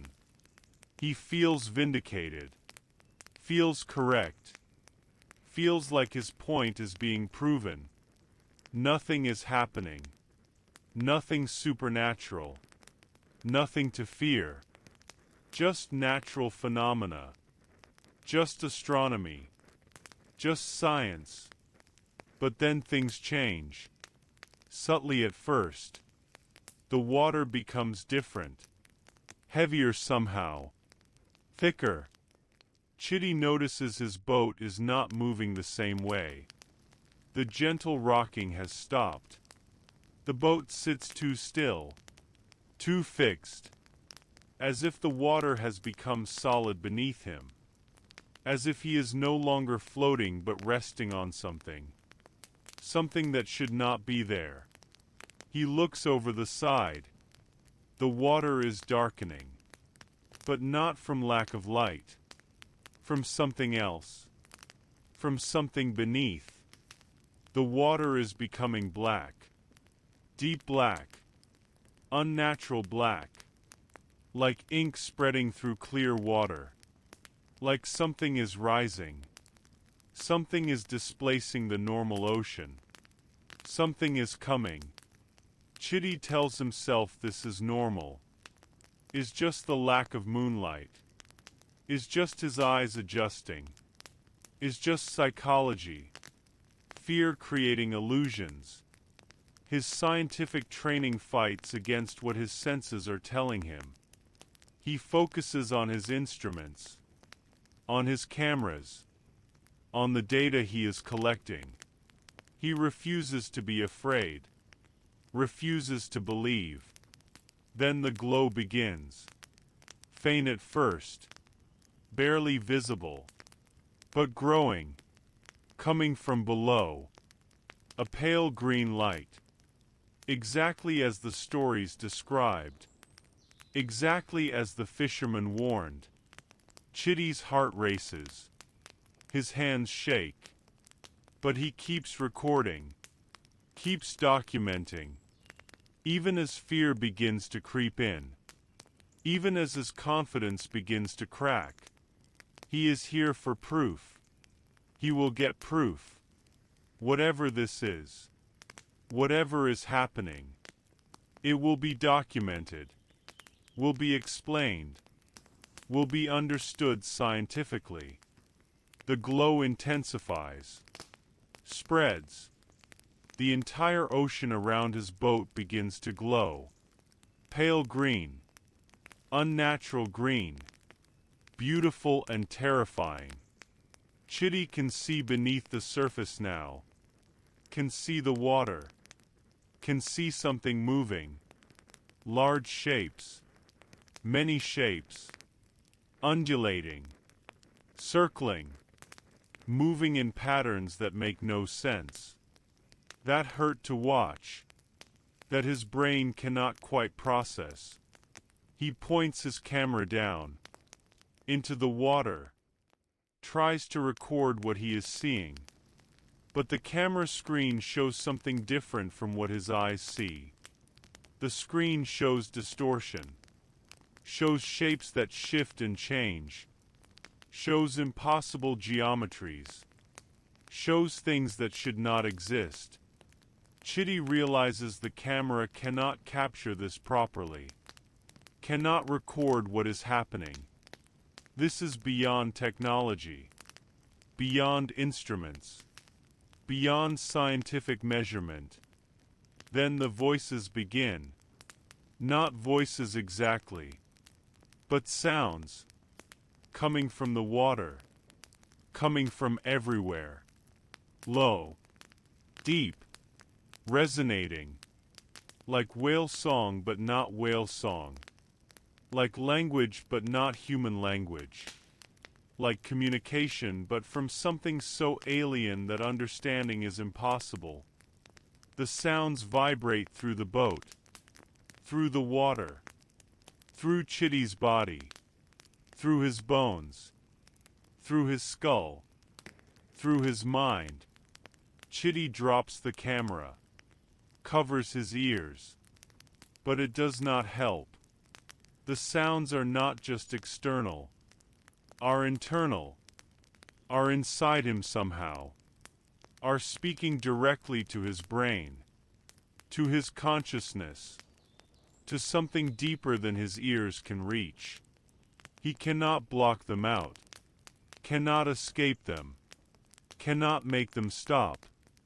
And beneath the sounds. Beneath the voices. Beneath everything. He feels the pull. The invitation. The call. Something is inviting him. Calling him. Wanting him to join. To come into the water. To see more. To understand more. To become part of whatever is happening. The desire is strong. Very strong. Stronger than anything he has felt. His body wants to comply. Wants to jump in. Wants to answer the call. But his mind screams no. His survival instinct fights. His fear gives him strength to resist. He grabs the oars. Begins rowing. Trying to reach shore. Trying to escape. Trying to get away from the glowing water. From the voices. From the call. From whatever is beneath him. From whatever is rising. From whatever wants him. But the oars do not work. The water resists. Pulls back. Holds him in place. He is trapped. Cannot move. Cannot escape. Cannot flee. He is stuck on the glowing ocean. With the deep ones rising beneath him. With the voices calling. With the pull intensifying. With nowhere to go. Nothing to do. No way to save himself. The encounter. Then they rise. The deep ones. Not fully. Not completely. But enough. Enough to be seen. Enough to be real. Enough to be undeniable. Shapes break the surface. Large shapes. Too large. Impossible shapes. Shifting shapes. Shapes that Chitty's mind cannot fully grasp. Cannot fully comprehend. Cannot fully accept as real. He sees limbs, many limbs, moving independently, moving in coordination, moving in ways that defy physics. He sees eyes, large eyes, too many eyes, eyes that glow, eyes that see everything, eyes that look into him, through him, past him, eyes that understand too much, that know too much, that perceive too much.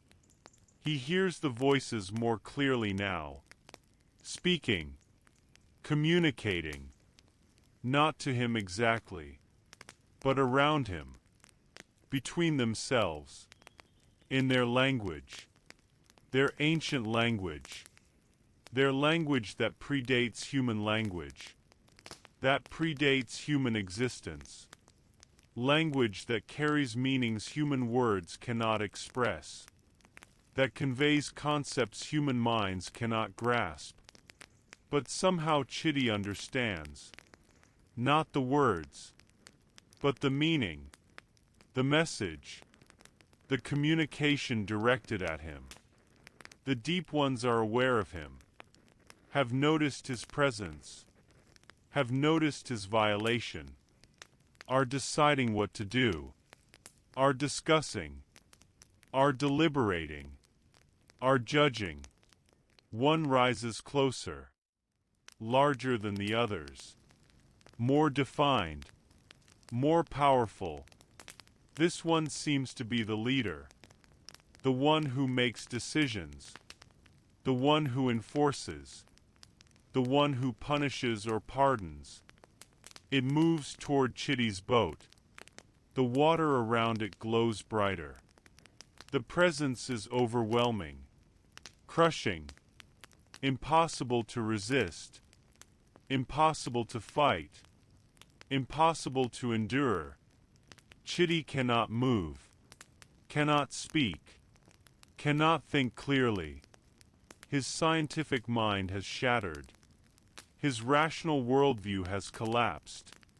Everything he thought he knew, everything he believed, everything he was certain of, gone, destroyed by what he is witnessing, by what exists, by what is real despite his disbelief, by what is impossible but present.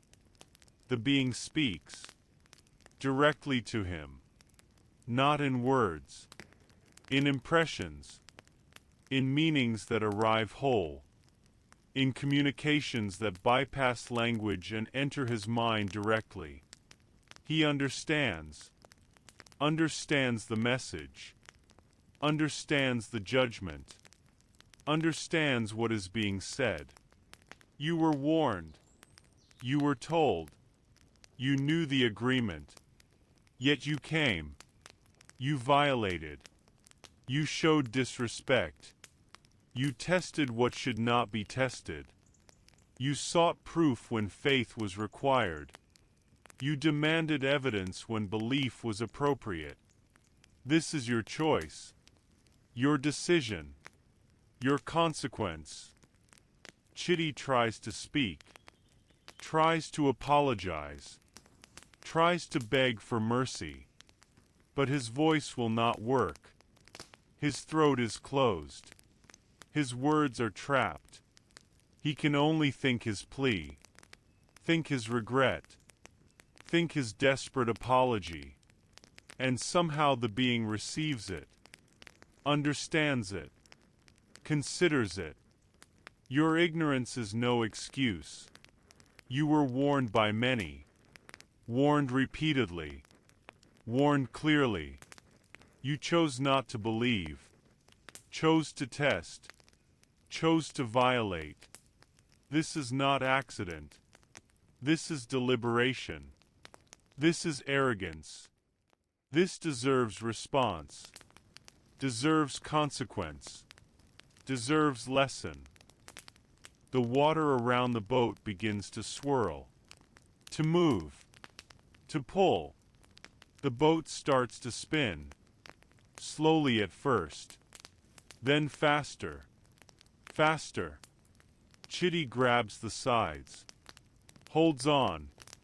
The boat spins. The water glows brighter. The shapes move closer. The voices grow louder. Everything intensifies. Everything becomes too much. Too overwhelming. Too impossible to endure. Then suddenly, everything stops. The spinning stops. The glow dims. The shapes descend. The voices quiet. Chitty's boat sits still. On dark water. Under a dark moon. The eclipse is still total. But the deep ones have descended. Have retreated. Have left. Have gone. But Chitty is changed. He can feel it. Something is different. Something inside him has shifted. Has broken. Has been altered. He tries to think clearly. Cannot. His thoughts are scattered. Confused. Fractured. His mind is not working properly. Not organizing. Not processing. Not functioning as it should. He tries to row. His hands shake. His arms are weak. His coordination is gone. He can barely move the oars. Can barely make progress. But slowly, very slowly, he moves toward shore, toward safety, toward land, away from the water, away from what he encountered, away from what he now knows is real. The return. The eclipse ends. The moon's light returns. The village emerges. They see Chitty's boat approaching, moving erratically, slowly, clearly in trouble. Several fishermen wade out, grab the boat, pull it to shore, pull Chitty from it. He collapses on the beach, shaking, unable to stand, unable to speak coherently. Changed. The spiritual woman comes immediately. She kneels beside him, looks at his eyes, sees what she feared. He has been marked, not physically, but spiritually. His aura is damaged. His spirit is fractured. His mind is broken. The deep ones did not kill him, did not take him, but they did not leave him unchanged either. They taught him. They showed him. They left him with proof. The proof he demanded. The proof he will never escape. Bring him inside, she says. Away from the water. He needs rest. Needs healing. Needs time. The fishermen carry Chitty to a house. Lay him on a mat. Cover him. Try to make him comfortable. But comfort is beyond him now. He stares at nothing. Sees things that are not there. Whispers things that make no sense. He is here, but also not here. Part of him is still out there, on the glowing water, with the deep ones, experiencing what cannot be unexperienced, seeing what cannot be unseen. The woman works through the night, performs ceremonies, makes offerings, communicates with the ancestors, asks for help, asks for healing, asks for mercy on Chitty's behalf. The ancestors respond. They will help. They will guide. But the healing will take time. The damage is deep. The encounter was profound. Chitty will never be the same. But perhaps, with help, with support, with spiritual intervention, he can recover enough to live, enough to function, enough to survive what he has experienced. Days pass. Chitty slowly improves. The shaking subsides. The coherence returns partially. He can speak again, can eat, can function basically. But he is fundamentally changed. His eyes are different, haunted, seeing things others cannot see. His manner is different, quieter, humbler, broken in ways that cannot be repaired. He speaks to the village, to the fishermen, to everyone who will listen. I was wrong, he says simply. I was arrogant. I thought I knew. I thought science explained everything. I thought the stories were superstition. I was wrong about all of it. The deep ones are real. The pact is real. The danger is real. I was foolish. I was stupid. I nearly paid with my life. I apologize to everyone for my disrespect, for my arrogance, for my violation. He gathers his equipment, his cameras, his recording devices. Everything documented what he experienced, or tried to. He reviews the footage, but it shows nothing useful. Just distortion. Just impossible images.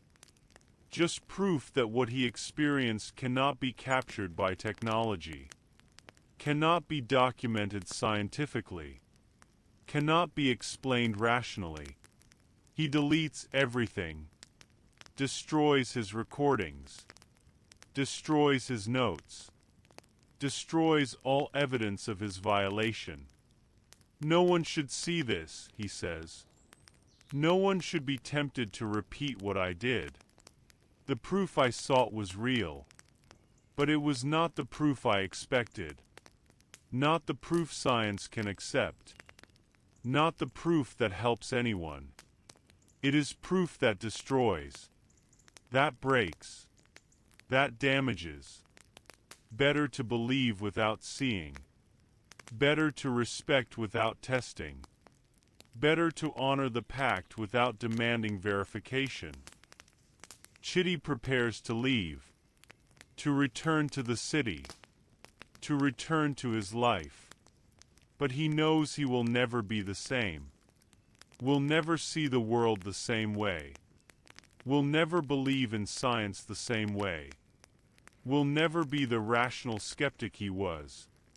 He has been changed, fundamentally, permanently, completely. Before he goes, he speaks with the spiritual woman. Can I be healed? He asks. Can I recover? Can I return to normal? She considers. Healed, yes. Eventually. Return to normal, no. You can never return to who you were. That person is gone. You have seen too much, experienced too much, known too much. You can recover, can function, can live, but you will always carry this, will always remember, will always know. This is the price of the proof you demanded, the cost of the violation you committed. This is your burden now, your cross to bear, your permanent reminder of what should not be tested. The community response. After Chitty leaves, the village discusses what happened. The elders meet. The spiritual keepers gather. Everyone considers the implications, the lessons, the meaning of what occurred. The deep ones showed mercy, one elder says. They could have killed him, could have taken him, could have made him disappear like others who violated. But they allowed him to return, allowed him to survive, allowed him to learn. This is significant. This is important. This shows they are just. Not cruel. They punish to teach, not to destroy. They enforce boundaries, not from hatred, but from necessity. The spiritual woman agrees. They left him alive as warning, as testimony, as proof for those who need proof. Chitty will tell his story, will warn others, will explain what happens when the pact is violated. His survival serves a purpose. His experience has value. Not for him perhaps, not for his own life, but for the community, for the knowledge, for the continuation of the pact. The village decides to record Chitty's testimony, to write down his experience, to preserve his warning, not for outsiders necessarily, but for the community, for future generations, for those who might be tempted to test, to doubt, to violate. Chitty's story will be told alongside the others, will become part of the teaching, part of the tradition, part of the proof that the pact is real, that the consequences are real, that obedience is necessary. They also discuss how to better inform outsiders, how to warn tourists, how to explain without revealing too much, without inviting curiosity, without creating the very testing they are trying to prevent. This is delicate balance. Need to warn effectively, but not invite scientific study, not create desire to prove or disprove. Just create enough respect, enough caution, enough compliance to keep everyone safe. We tell them it is our sacred tradition, one elder suggests. Not about spirits, not about deep ones, just that it is sacred to us, that we would be grateful if they respected it. Most people will comply out of politeness, out of respect for culture, out of not wanting to offend. This is enough. We do not need them to believe, just to obey, just to stay on shore, just to honor our request. This seems wise. The village agrees. They will continue to inform, to warn, to request compliance, but they will focus on cultural respect rather than supernatural danger. This is more likely to succeed with modern people, with educated people, with skeptics who would not believe in deep ones but might respect cultural traditions. This is practical. This is effective. This is wise. Your deeper understanding. You have witnessed all of this. Chitty's violation, his encounter, his return, his brokenness, his warning. You have seen proof beyond any doubt. Proof that the stories are true, that the pact is real, that the deep ones exist, that the consequences are exactly as described.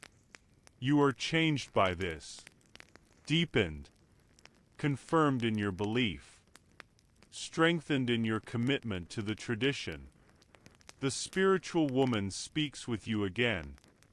You have seen much in short time, she says. Your first eclipse, then Chitty's violation.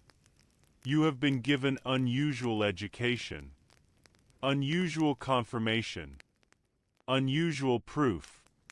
This is not accident.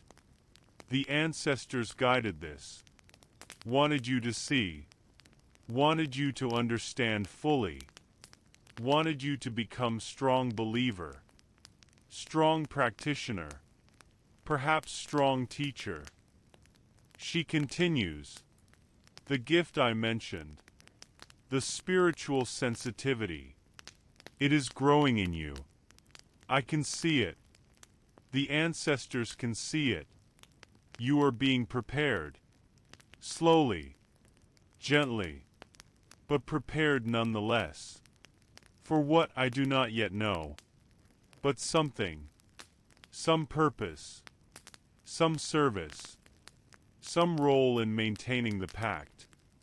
In teaching the next generation. In keeping this community safe. You feel this. Feel the change in yourself. Feel the deepening. Feel the connection growing. To the ocean. To the ancestors. To the spiritual reality of this coast. You are becoming more than fishermen. More than new community member. You are becoming part of the spiritual ecology. Part of the system that maintains balance.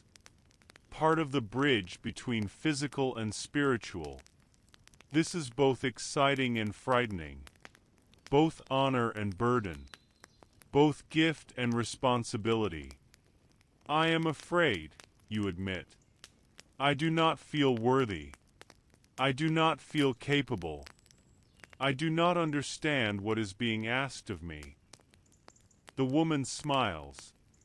Everyone feels this way. Everyone chosen feels inadequate. This is normal. This is appropriate. This is healthy. If you felt confident, if you felt worthy, if you felt you already understood everything, that would be concerning. That would suggest pride. Pride is dangerous. Humility is wisdom. Your fear, your uncertainty, your sense of inadequacy, these are good signs. These show you understand the seriousness, the weight, the importance of what might be offered. She places her hand on your shoulder. You do not need to decide now. Do not need to commit. Do not need to accept or refuse. Just remain open. Remain willing. Remain available. The ancestors will guide, will show, will make clear when the time is right. For now, just be good fishermen. Honor the pact. Learn the traditions. Serve the community. The rest will unfold as it should. In its own time. In its own way. This is comforting. Gives you space. Gives you time. Allows you to grow into whatever you are becoming. Without pressure. Without demands. Without having to decide before you are ready. You are grateful for this. For the wisdom. For the patience. For the understanding that spiritual development cannot be rushed. Must be allowed. Must be nurtured. Must unfold naturally. The passing seasons. Months pass. Then a year. You have become true fishermen now. Not just someone who works the water. But someone who understands the water. Who respects it. Who lives in proper relationship with it. You fish well. You earn good living. You support yourself. You have become part of the community. Accepted. Trusted. Valued. You have experienced several more eclipses. Each time you obey perfectly. Each time you stay on shore. Each time you feel the presence of the deep ones. Each time you are grateful to be safe. To be protected by the pact. To be part of the agreement that allows you to fish all the other times. The eclipses no longer frighten you. They humble you. They remind you. They connect you to something larger than yourself. Your dreams have continued. Just as the spiritual woman said they would. You dream of the ocean glowing. of shapes moving beneath, of voices calling. But these dreams are not nightmares. Are teachings, are connections, are ways the spiritual world communicates with you. You have learned to welcome them, to listen to them, to learn from them. You also dream of ancestors. Your grandfather appears sometimes. He is proud of you, tells you so, tells you that you honor the family, that you honor the traditions, that you are becoming what you were meant to become.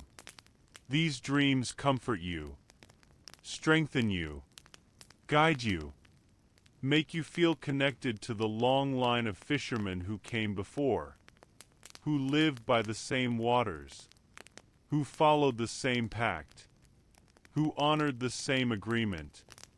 The spiritual woman continues teaching you, not formally, not with lessons and assignments, but through conversations, through shared experiences, through gentle guidance. She teaches you to sense the spiritual atmosphere, to read signs, to understand when the ocean is calm spiritually and when it is troubled, to perceive things beyond the physical, to develop the gift that the ancestors are awakening in you. You learn to meditate, to enter quiet states, to still your mind, to open yourself to spiritual communication. In these states you sometimes perceive the ancestors, sometimes sense the deep ones, not clearly, not completely, but enough to know they are real, enough to understand their nature, enough to deepen your respect, your commitment, your dedication to maintaining the pact. Chitty's story has spread, not just in your village, but along the entire coast. Other fishing communities have heard, have discussed, have used his experience to reinforce their own traditions, to warn their own young people, to strengthen their own commitment to the eclipse prohibition. Chitty himself has become reluctant teacher, traveling to villages, speaking when asked, sharing his testimony, warning others not to repeat his mistake. He is better now, not healed completely, never will be healed completely, but better, functional, able to live. He has found new purpose, not in science, not in rational explanation, but in service, in warning, in protecting others from what he experienced. This purpose gives his life meaning, makes his suffering worthwhile, transforms his tragedy into teaching. The next eclipse. Another eclipse comes. You have experienced several by now, but this one feels different, special, important. The spiritual woman asks you to help her, to assist with the protective ceremonies, to be part of the spiritual preparation, to take a more active role. You accept. You are ready, or at least you are willing. Ready or not, you will serve, will help, will do what is needed. The day before the eclipse, you help prepare offerings, large offerings, for the ancestors, for the deep ones, for the spiritual forces that maintain the balance. You gather maize meal, tobacco, cola nuts, palm wine, all the traditional offerings. You arrange them properly, say the proper prayers over them, consecrate them for their sacred purpose. That evening, you help the spiritual woman with the ceremony. Other spiritual keepers from nearby villages have come. This is larger ceremony than usual, more formal, more powerful. They are renewing the pact, reaffirming the agreement, recommitting the community to honoring the terms. This happens periodically, every few years, to maintain the relationship, to strengthen the bond, to ensure the deep ones know they are respected, that the agreement is valued, that the community remains committed. The ceremony is beautiful, powerful, moving. The spiritual keepers chant in old languages, languages you do not fully understand, but you feel their power, feel their meaning, feel their effect. The atmosphere changes, becomes charged, becomes sacred, becomes a space where the spiritual and physical meet, where communication happens, where connection is made. The offerings are presented, placed at the water's edge, not in the water, not during eclipse. That would be violation. But at the boundary, at the place where land meets sea, where human realm meets ocean realm.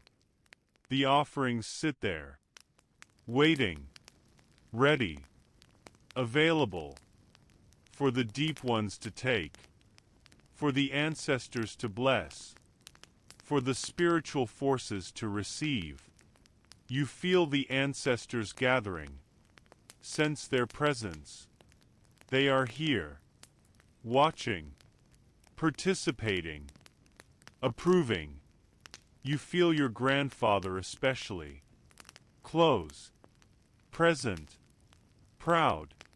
He is part of this, part of the spiritual ecology that makes the ceremony work, that carries the prayers, that communicates with the deep ones, that maintains the pact from the spiritual side. The ceremony concludes. The spiritual keepers are satisfied. The preparation is complete. The pact has been reaffirmed. The community is protected. Now everyone waits. Waits for the eclipse. Waits for the deep ones to rise. Waits for their time. Their sacred time. Their time that must be honored. Must be respected. Must be protected. The eclipse experience. The eclipse begins. You are in the spiritual woman's house, with her and the other spiritual keepers. This is different from your first eclipse. Then you were hiding, afraid, uncertain. Now you are participating, serving, part of the spiritual protection. This changes everything. Changes how you experience it. Changes what you perceive. Changes what you understand. As the moon darkens, the spiritual keepers begin their work. They enter trance states. They journey spiritually. They go to the boundary between worlds, to the place where they can perceive what is happening, can sense the deep ones, can communicate with ancestors, can ensure everything is proceeding properly, that the pact is being honored on both sides, that peace is maintained. You try to enter trance as well, using the meditation techniques you have learned, using the breathing, the focus, the opening of spiritual perception. And something happens. Something shifts. Your consciousness expands. Your awareness extends. You are still in your body, still in the house, but also elsewhere, also perceiving something beyond the physical. You sense the ocean, feel it in ways you never have. You perceive the deep ones rising, sense their movement, their emergence. They're claiming of the surface. But you are not afraid. Are protected. Are held safe by the ceremony. By the offerings. By the pact. By the ancestors surrounding you. You can perceive without danger. Can witness without being marked. Can understand without being broken. The deep ones are magnificent, even in your limited perception, even through the veil of trance, even from spiritual distance. They are powerful, ancient, majestic, not evil, not malicious, just other, just different, just beings with their own nature, their own needs, their own sacred purposes. They rise. They claim the surface. They perform their ceremony. Whatever it is. Whatever it means. Whatever purpose it serves in the deep ecology of the spiritual ocean. You sense their awareness of the pact. Their satisfaction with its maintenance. Their appreciation that humans are honoring the agreement. Their willingness to continue sharing the ocean, to allow fishing, to provide abundantly, because the sacred time is protected, because the boundary is respected, because the relationship is maintained. You also sense something else. Sense their awareness of you. They know you are perceiving, know you are in trance, know you are witnessing, but they do not object, do not punish, do not mark, because you are doing so properly, under guidance, with protection, with respect. This is acceptable witnessing. This is appropriate perception. This is the way spiritual keepers are allowed to see, to understand, to know. You feel communication, not words, but impressions, messages, understandings that arrive whole. The deep ones acknowledge you, recognize your growing gift, approve of your development. They understand you are becoming spiritual keeper, becoming bridge, becoming part of the system that maintains balance. They accept this, welcome this, encourage this. You are being blessed by the deep ones themselves. This is profound. This is transformative. This is beyond anything you imagined. The return to awareness. The eclipse ends. The moon's light returns. You come out of trance. Slowly, gently. The spiritual woman is beside you. She helps you, grounds you, brings you fully back to your body, to the physical world, to normal consciousness. You are shaking, not from fear, from awe, from the power of what you experienced, from the magnitude of what you perceived. You went deep, she says. Deeper than I expected for someone so new. The deep ones noticed you, acknowledged you, blessed you. This is rare. This is significant. This confirms what I suspected. You are being called, chosen, prepared. The ancestors are working through you. The deep ones accept you. You are becoming spiritual keeper. Not just fisherman anymore. Both, but with emphasis shifting, with purpose expanding, with service deepening. You do not know what to say, cannot find words. The experience was too large, too profound, too beyond language. You just sit, breathing, grounding, returning, letting the experience settle, letting the blessing integrate, letting the call become real. The other spiritual keepers gather around. They place hands on your head, on your shoulders. They speak blessings, speak prayers, speak welcoming. You are becoming one of them, joining the lineage, taking your place among those who serve, who bridge, who maintain, who protect. This is honor. This is responsibility. This is calling. This is destiny. The wisdom of the pact. In the days after the eclipse, you reflect on everything. On the pact. On the deep ones.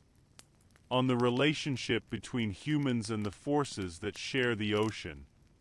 You begin to understand the deeper wisdom, the profound intelligence of the agreement, the way it allows different beings to coexist, to share space, to live in peace. The pact is not just about fear, not just about avoiding danger, not just about preventing death. The pact is about respect, about recognizing that other beings have rights, have needs, have sacred practices, that the ocean does not belong only to humans, that we are not the only ones with claims, that sharing requires boundaries, requires agreements, requires mutual respect. The deep ones allow humans to fish, to use the ocean, to take from the waters, to survive by fishing. This is generosity, is gift, is blessing. They could refuse, could drive humans away, could make fishing impossible, but they do not. They share, they allow, they provide, on one condition, that their sacred time remains theirs, that the eclipse hours are respected, that their ceremony is protected. This is minimal cost for maximum benefit. A few hours, a few times a year, in exchange for daily access, for abundant fishing, for safe waters, for productive work. The trade is enormously in human favor. The deep ones give far more than they take, ask far less than they could demand. The pact is generous, is fair, is just. Humans who complain about it, who resist it, who violate it, show profound ingratitude, profound foolishness, profound disrespect. You think about modern world, about science, about rational explanations, about the insistence that everything must be provable, measurable, understandable, and you see the limitation, the blindness, the arrogance. Science is valuable, is useful, is important, but it is not complete, not comprehensive, not the only way of knowing. The pact operates in realm beyond science, beyond measurement, beyond proof. The deep ones cannot be captured by cameras, cannot be explained by biology, cannot be fit into rational frameworks. They exist in the liminal space, the boundary space, the space where physical and spiritual meet, where different laws apply, where different understanding is required. Traditional wisdom knows this, accepts this, works with this. The fishermen do not need scientific proof, do not need rational explanation. They have experience, have observation, have generations of accumulated knowledge, have the proof of survival. of successful fishing, of maintained relationship. This is valid knowledge, is real knowledge, is knowledge that works. Western education would dismiss this, would call it primitive, would call it superstition, would insist on scientific verification. But Western education has never stood on the pier at midnight during lunar eclipse, has never felt what the fishermen feel, has never experienced what violators experience, has never lived in the world where the pact operates. Western education speaks from ignorance while claiming to speak from knowledge. This is ironic. This is sad. This is dangerous. The teaching begins. The spiritual woman begins formally training you, teaching you the practices, the ceremonies, the techniques, the knowledge that spiritual keepers must have. You learn the old prayers, the sacred songs, the proper ways of making offerings, the methods of entering trance, the skills of spiritual perception, the wisdom of interpretation. You learn to distinguish between different spiritual presences, between ancestors and deep ones, between troubled spirits and peaceful ones, between helpful forces and dangerous ones. You learn to navigate the spiritual landscape, to move safely, to communicate properly, to serve effectively. You also learn to teach, to explain, to guide. Young fishermen come to you with questions, with concerns, with experiences they do not understand. You help them, explain what is happening, provide context, offer reassurance, offer guidance. This teaching comes naturally, feels right, feels like what you are meant to do. You take apprentices, young people who show spiritual sensitivity, who have the gift, who might become spiritual keepers themselves. You teach them as the spiritual woman teaches you, with patience, with gentleness, with respect for their process, with understanding that spiritual development cannot be rushed, must be allowed, must be nurtured. Your life has transformed. You still fish, still earn living from the ocean. But fishing is no longer your primary purpose, is now part of larger service, part of maintaining relationship, part of understanding the ocean, part of staying connected to the physical reality that grounds your spiritual work. You fish to stay real, to stay connected, to stay honest, to remember that spirituality serves life, serves community, serves survival.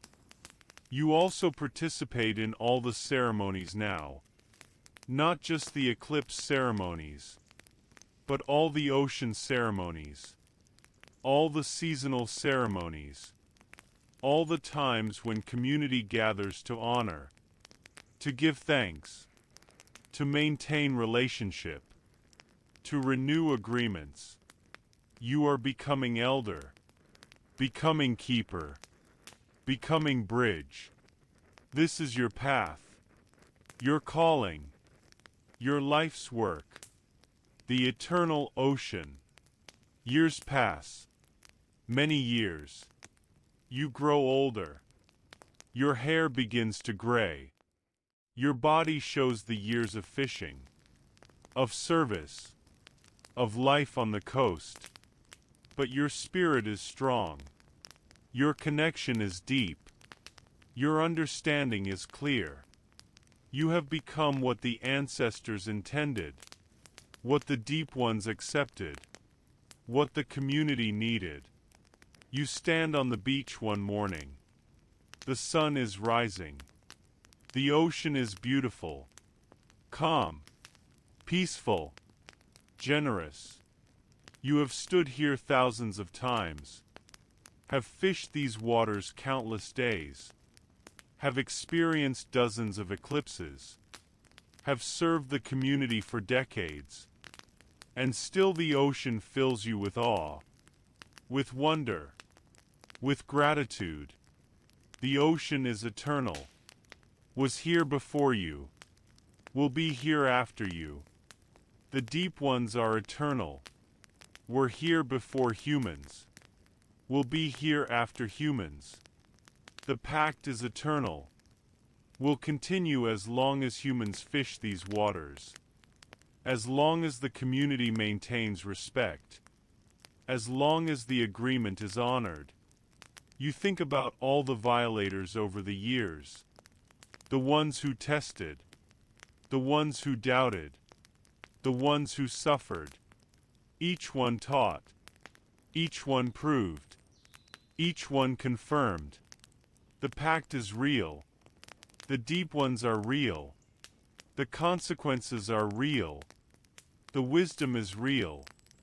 Each generation must learn, must understand, must choose to believe or choose to test. Most choose belief, choose wisdom, choose survival. Some choose testing, choose proof, choose suffering. This is free will. This is choice. This is consequence.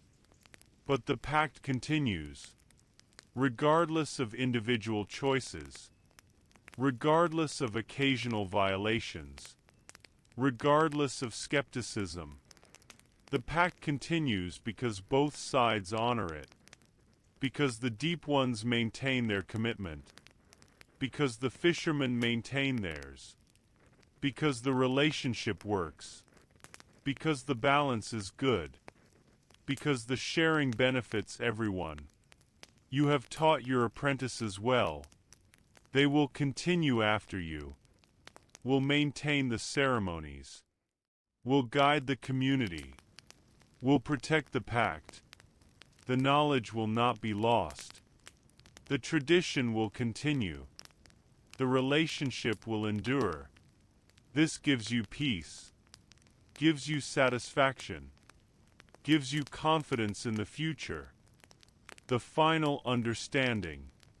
As you stand on the beach, as the sun rises higher, as another day of fishing begins, you understand something final, something complete, something that ties everything together. The pact is not burden, is gift. The prohibition is not limitation, is protection. The deep ones are not enemies, are partners. The relationship is not fear-based, is respect-based. Everything you thought was restriction is actually freedom. Everything you thought was primitive is actually sophisticated. Everything you thought was superstition is actually wisdom. Modern world sees the pact and sees ignorance, sees limitation, sees people held back by old beliefs, sees opportunity wasted, sees nights when money could be made but is not, sees inefficiency, sees irrationality, sees primitiveness. But modern world is blind, cannot see what you see, cannot understand what you understand, cannot perceive what you perceive. Modern world measures value in money, in productivity, in efficiency, in rational explanation. But these are not the only values, not the most important values, not the deepest values. The fishermen measure value in survival, in relationship, in balance, in peace, in community, in tradition, in connection to something larger than themselves. These values cannot be quantified, cannot be measured, cannot be captured in economic terms. But they are real, they are important, they are what makes life meaningful, what makes communities strong, what makes humans more than just economic units. The Pact maintains these values, requires humans to acknowledge limits, to accept mystery, to respect what they do not understand, to honor agreements even when inconvenient, to maintain tradition even when questioned, to choose wisdom over profit, to choose respect over exploitation, to choose relationship over domination. This is hard for modern world. Modern world wants to understand everything, control everything, use everything, maximize everything. The idea of voluntary limitation, of sacred boundaries, of mysteries that should not be solved, of forces that should not be tested.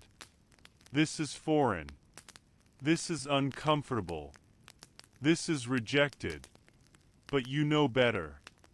You have lived both worlds, have experienced both perspectives, have seen what happens when limitations are ignored, when boundaries are crossed, when mysteries are violated.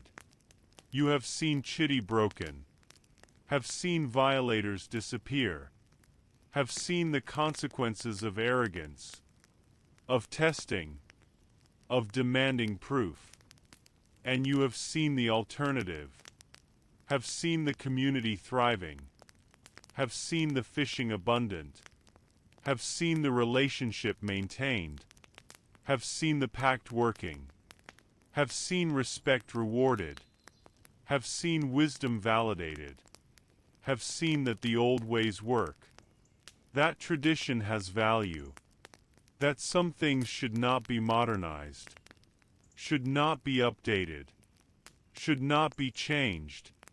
The peaceful ending. The sun is fully risen now. The fishing boats are heading out. Life continues, as it has for generations, as it will for generations to come. The ocean provides. The community survives. The pact endures. Everything is as it should be. You turn from the beach. Walk back to the village. Your day is beginning.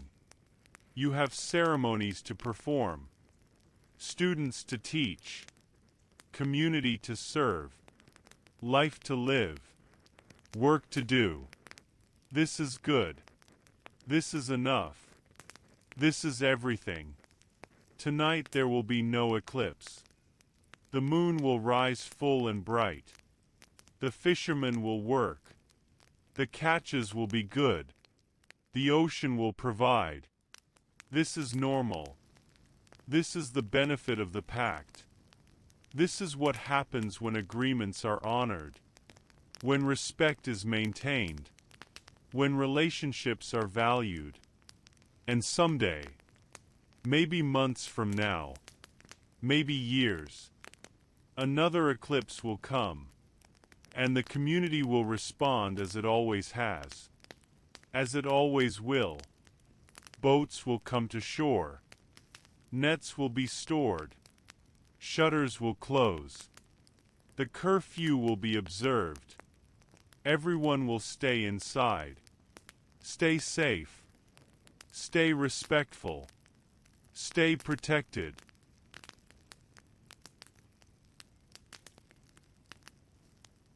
And the deep ones will rise, will claim their sacred time, will perform their mystery, will do whatever they do, whatever is important to them, whatever requires the eclipse, whatever must not be disturbed, and then they will descend, will return the ocean to human use, will allow fishing to resume, will maintain their side of the agreement, as they always have, as they always will, as long as humans maintain theirs.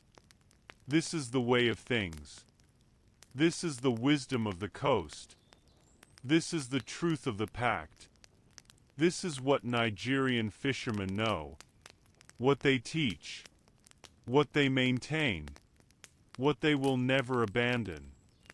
No matter how much the modern world questions, no matter how much science demands proof, no matter how much skepticism challenges, because they have seen, they have experienced, they have learned. They know that some rules exist for reasons deeper than logic. Some boundaries must be honored regardless of proof. Some mysteries should remain mysteries. Some forces should be respected rather than understood. Some agreements should be maintained simply because they work, because they protect, because they allow peace, because they enable coexistence.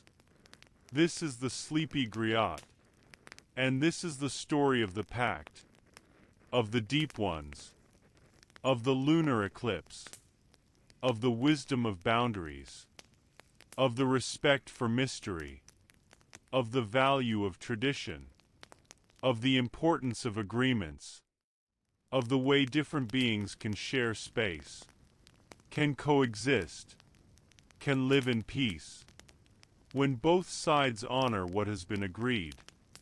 May you understand that not everything needs to be explained, that not everything should be tested, that some boundaries exist for good reason, that some restrictions are actually protections, that some old wisdom is deeper than new knowledge, that some mysteries are sacred, that some agreements should be maintained simply because they work.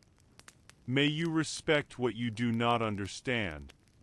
May you honor boundaries you did not create. May you maintain traditions you did not start. May you pass forward wisdom you received. May you protect what should be protected. May you preserve what should be preserved. And may you know that the ocean is larger than human understanding, that the night sky holds mysteries beyond human comprehension, that the world contains forces beyond human control, that beings exist beyond human perception, that reality is bigger, stranger, more wonderful and more terrible than rational minds can accept. The fire is out now. The story is complete. The moon rises. The ocean flows. The deep ones wait. The pact endures. And somewhere on the Nigerian coast, fishermen bring their boats to shore. Honor the eclipse. Respect the agreement. Maintain the wisdom. Survive and thrive. Generation after generation. Forever. Rest now. Let this knowledge settle. Let this wisdom rest in your mind as you rest in your bed. Let the ocean's rhythm calm you. Let the moon's light comfort you. Let the peace of maintained agreements surround you. Let sleep come gently, deeply, completely. The pact continues. The ocean provides. The deep ones honor their commitment. The fishermen honor theirs. Balance is maintained. Peace endures. All is well. All is as it should be. All will continue as it has always continued. Forever and always. The eternal ocean. The eternal pact. The eternal wisdom. Good night.